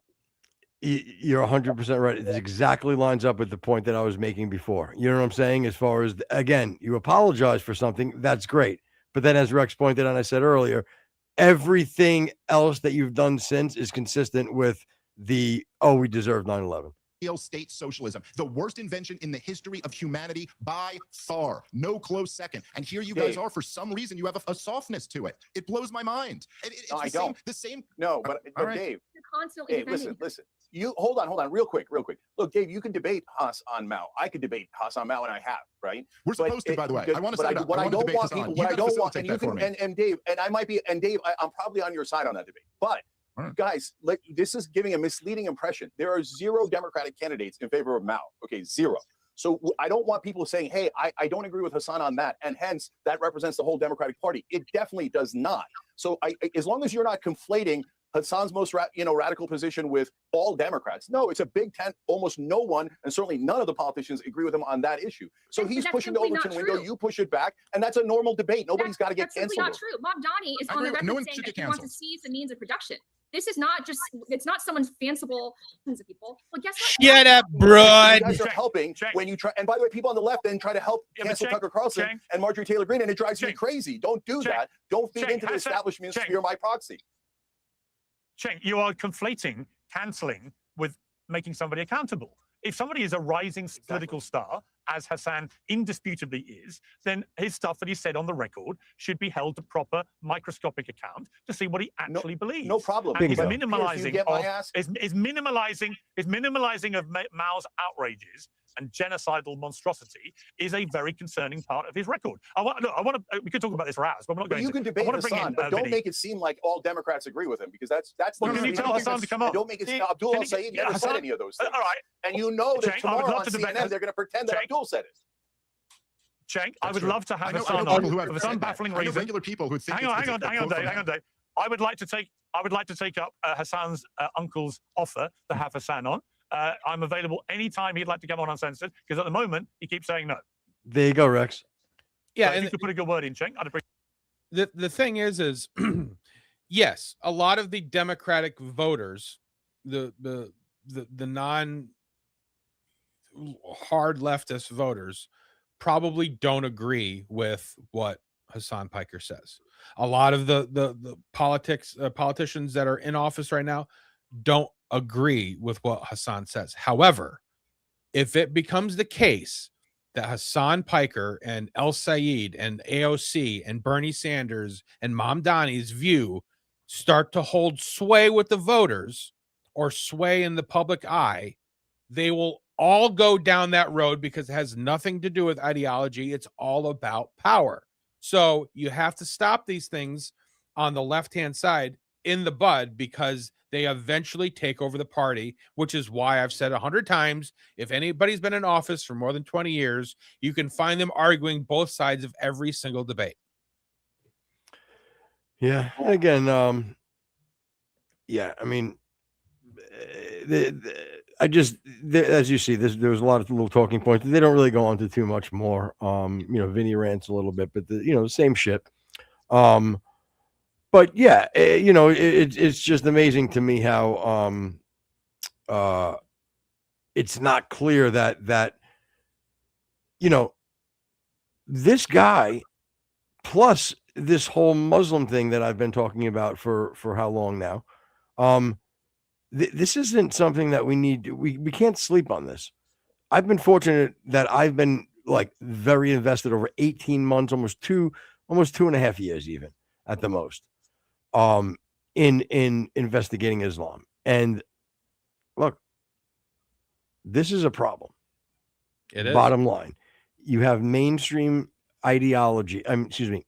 You have this ideology coming from people that have a mainstream reach right now to millions and millions of people that are saying such horrible things and lean into them, as there's this Islamic movement trying to infiltrate, that's actually infiltrating the UK and trying to force itself here in places like Dearborn, Michigan, and such.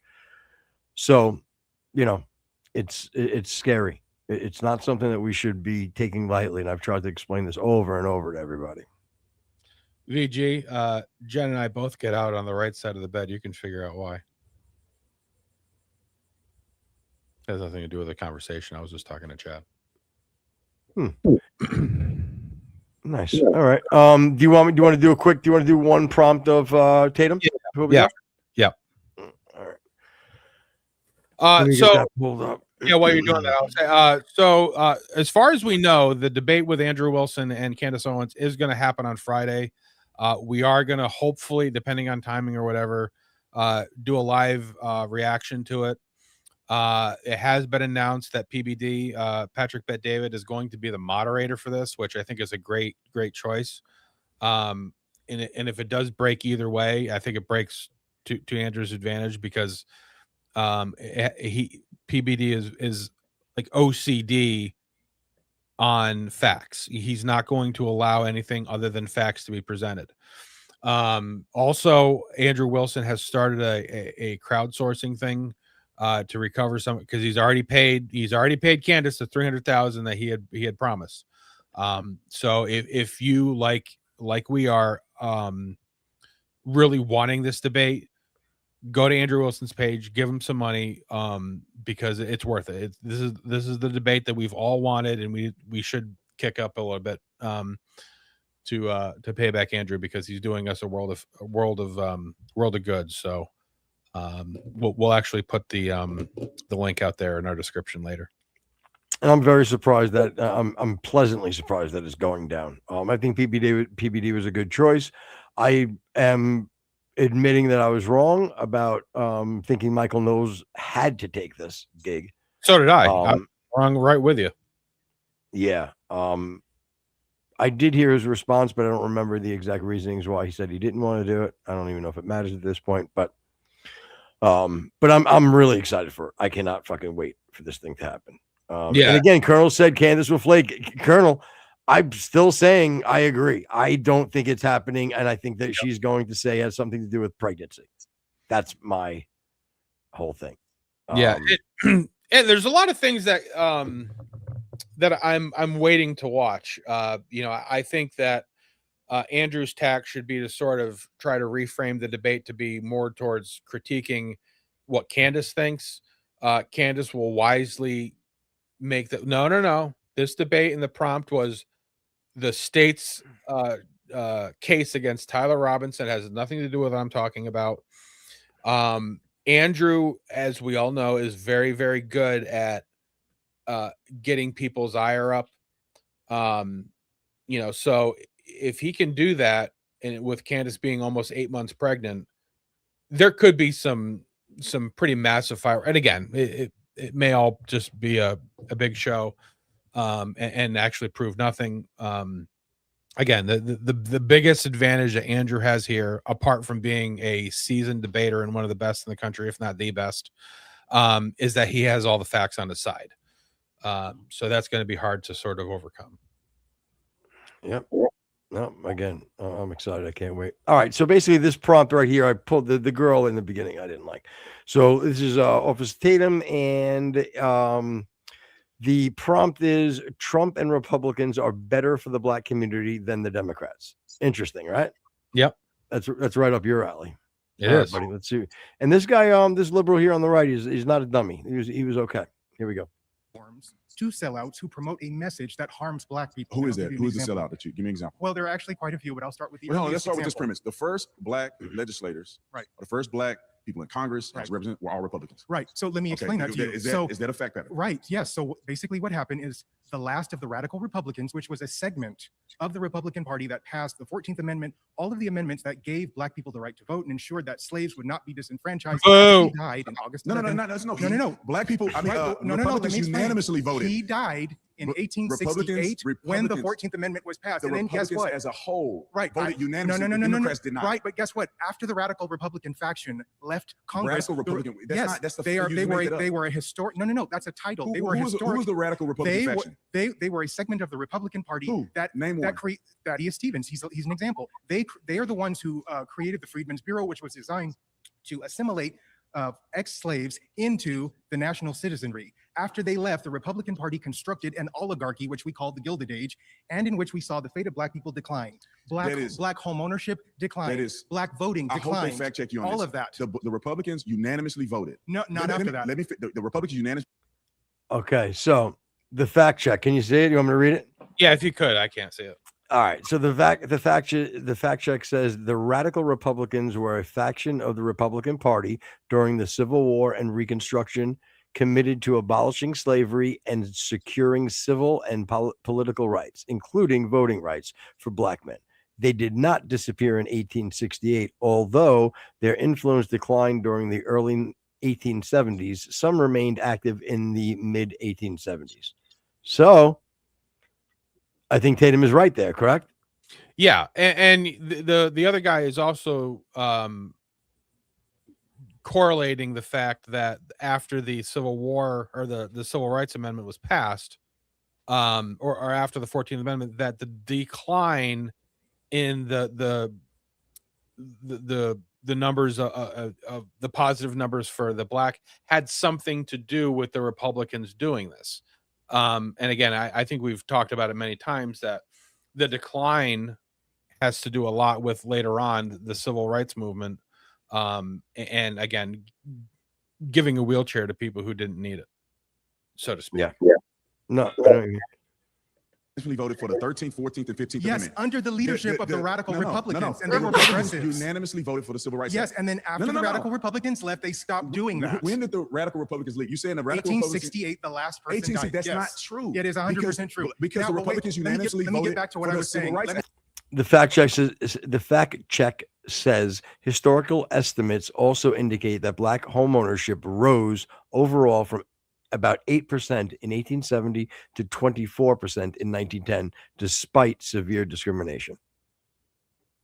Let me get back to what I was saying. Did Republicans unanimously vote for Civil Rights You're Act? bulldozing and you're steamrolling because you don't want to hear what I have to say. Let's quantify the point. Listen, brother. Did Republicans listen to unanimously what I vote have for to the say. Civil Rights Act? Listen to what I have to Why say. won't you Then answer you that can question? respond to it. Okay. Why won't you answer that question? Booker T. Washington was fated by the Great white wrestler. racist establishment. He had tea at Windsor. Also Castle, invented Windsor peanut Castle butter. by Queen Victoria. He met Susan B. Anthony. He was allowed to create the Tuskegee Institute because he was promoting this myth of personal responsibility, It wasn't which a harms myth. black people. The most Yes, successful it is. documented black man who lifted so many black people from poverty to success was Booker T. Washington. No, The Tuskegee he did Institute not. Jim was Crow, incredible Jim for black Crow, success in the America. institutionalization of Jim Crow was a direct result of his false it's not. message. What was his false message? His message Personal was that responsibility? black people were not fit to participate in the political process. not true. Because slavery had set them backwards. Where do and you so see all of that the Booker black T. Washington mentioned congressmen, that? it's in his book.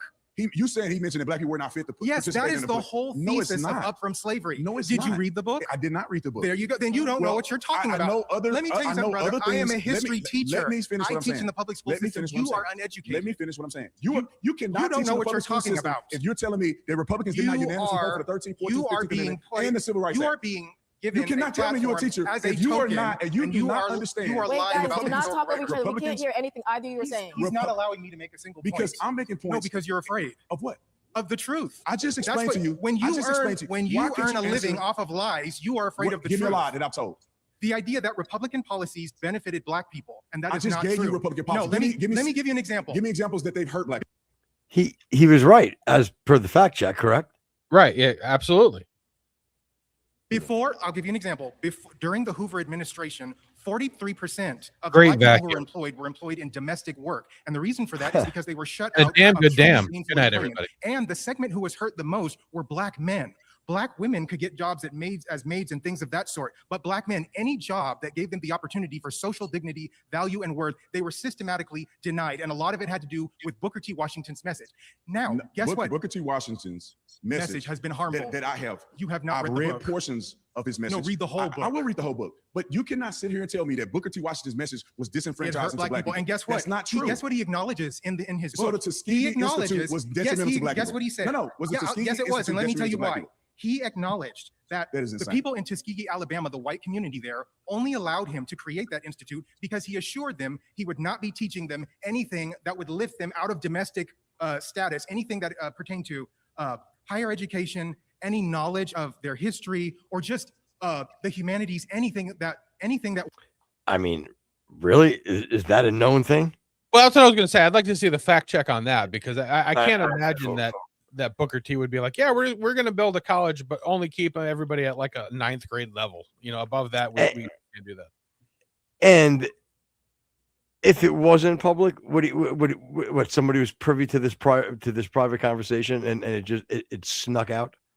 White people took for granted in normal universities. It was designed to keep black people oppressed. That was the point. Up from slavery. Booker T. Washington had a message of black success and personal accountability and responsibility. And he did not depend on the government to do the things that black people could already do. Yes, he did deny on the government. He did not. Yes, he did not make his mission and his plan to say that black people should depend on the government. This is the lie That is a for lie. everybody who is listening to me. The lie is that black people should focus solely upon family and their economic status and ignore agitations for social equality. No, It's and he actually prioritizing family, he actually says in that personal book responsibility. that agitations for social equality are the extremist folly because black people are not prepared to be social equals to white people. He actually says that. That has been the program of the Republican Party ever since. First of all, that's a lie. And now, guess what else That's a happened? lie. So after why did the Democrats have, until Cory Booker recently, had the longest filibuster against the Civil Rights Act? Right, I'll tell you why. Longest in history. So basically, what besides the happened recent one. is prior to that act, there were a number of Dixiecrats who were the inheritors. Racist Democrats. I'll tell you, the inheritors of slavery, chattel slavery, and then the Jim Crow era that Racist took its Democrats. place. Guess what? After those acts, the Voting Rights Act and the Civil Rights Act were passed. Unanimously guess what? by Republicans. There was a 20 to 30% shift away from the Democratic Party into the Republican Party. And then, surprisingly, Nixon begins his war on drugs, which is a part of his law and order program. And guess what happens? Black people become 6 to 7 times higher to be arrested for drug abuse versus white people. They are mass incarcerating us, and it is directly tied to Republican policy. Okay, we have to pause here. You haven't voted out by the majority. Thank you so much. If you would like to be the next debater, What do you think of that? I like it. I think the guy on the right is being a lot disingenuous and doing a lot of causation correlation kind of flip-flopping there. But the entire time he didn't really allow Tatum to sort of flesh out his idea. And again, I understand that's sort of like you have to do that in these sort of things. You have to keep talking. Which is why I enjoy these for the entertainment purposes, but as far as actually fleshing out ideas and actually having a healthy debate on both sides doesn't really happen, but they are certainly enjoyable. Yeah, and that's why I think that if we if and when we do watch them part of the show, that we do it for the reason of we flush it out. You know what I'm saying? We it's good to have some things that trigger us, and we can always flush them out for the conversation. But either way, we can do more of that at another time, because I know it's getting kind of late for to dip into a new one. But yeah, I'll tell you, man, fucking there's a lot of shit going on right now that we could definitely tackle. Not today, obviously, but it's a lot scarier, I think, than we talk about all the time. And I do mean about these Muslims, and I do find that people are finally waking up to it. Yeah, that I kind of like. Things that you and I have been talking about for a long time is now becoming like this mainstream thing. Obviously, I'm not attributing that to us, but my point is, of course, as you should. But you know what I'm saying? Like, haven't you noticed that we've been talking about I've been bothering you about the Muslim shit for 2 years already. Islam is 100% the biggest threat to this country right now. Amen. And Western culture, and more broadly. for sure. And they've allowed this Islamophobic rhetoric and this label to be thrown as a shield. You understand what I'm saying? And I, for one, that's why I'm not. I don't care. I'm not scared to say, the area I live. I'm not scared to say that Prophet Muhammad's a piece of shit. Like I'm, I'll go down with the ship on this. You know what I mean? Like I'm not scared of being fucking martyred for calling out a piece of shit religion, and I will continue to do that because sometimes you need to have voices that are going to be maybe a little bit harsh. But I'll accept each and every one of the people. And if they want to come to Christ, that's great. But you have to get rid of Islam for me to be okay with you. I'm not going to trust you. There's too many things that your religion teaches you to be deceitful. And if you don't see that in your religion, then unfortunately you're probably not really a Muslim, because even if you're Quran only, which is not what the main problems are, you're still a problem. But it's really these what do they call them, the Sufis, these Salafi, I believe it's called, the Sunnis, those Sunni fucking Salafi Muslims, they're a fucking problem. They're a fucking problem. I mean, Quran, magic marker, your coloring implement doesn't matter anything to me. However, I will say I will apply the American History X law to anybody who is Muslim and decides to leave. It's not enough for you to disavow Muslim or Islam. You need to disavow it and then come on the other side and get other people to see your light. Because it's that big of a problem to where you just can't be, no, I wash my hands of it. No, you need to turn around and you need to tell everybody else that that it's an evil cult and has no business in Western society, more largely in the world. But we'll work on Western societies first. For sure. Yeah. Well, again, we're pretty good show today. I liked it. Barney Bell, thank you, my man. Dang da da dang da dang da dang dang da dang da dang dang you. Glenn Lowry, Colonel. We have Gary's grandma in there, I think. Kentucky. Kentucky guy for sure. VG Gaming, obviously. Know the Chad today. Jen, obviously amazing as always. We said Barney Bell, Colonel. Yeah, all the crew. The whole crew. Appreciate you guys. Great job out there today, chatting it up. We need that. We need the chat rocking and rolling. It definitely helps with the algorithm. So, but yeah, don't forget that August 29th, we got VG Gaming and Bakash going at it in a head-to-head debate. It's going to be kind of cool. I'm excited for that. Candace Owens, Andrew Wilson. Can't wait for that debate. So, yeah, you guys got a lot of things that you can take care of. It should be exciting. All right. Well, good night, everybody. Good day, everybody. Good morning, everybody. See you soon. God bless. We're out. And if you are going to join us in chat, please, wear a suit and tie. You should dress for the occasion. We don't ask for much, but you shouldn't be coming around in sweatpants and whatnot. I just don't think that this is the forum for that. And if you're listening on iTunes, iHeart, Spotify, YouTube, Twitch, Kick, wherever you're listening to, like, subscribe, hit the notification bell. Come to Rumble. It's totally worth it. Good night, everybody. Good night, everybody.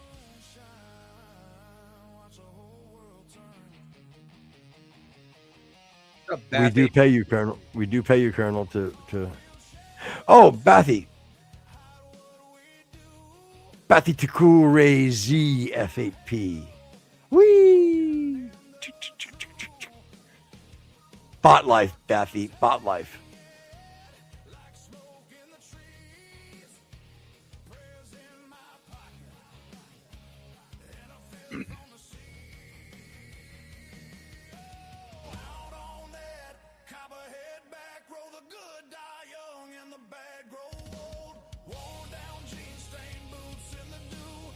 Barney, dinner with Jen is fine as long as I get the leftovers and Jen warm for me. That's all I really ask.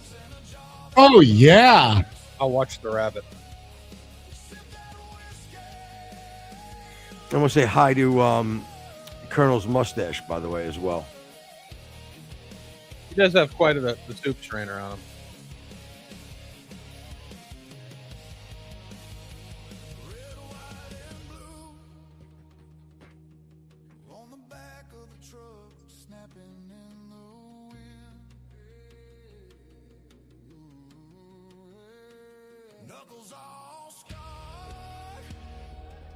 He gets paid in wisdom and laughs.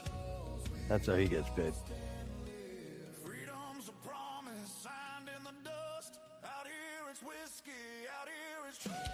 Oh, and hey, go check out UGNRaveRadio.com. UGNRaveRadio.com. Where we actually you can watch us from there and Spotify. Yeah, I think they added another podcast too. What about please? Oh, cool.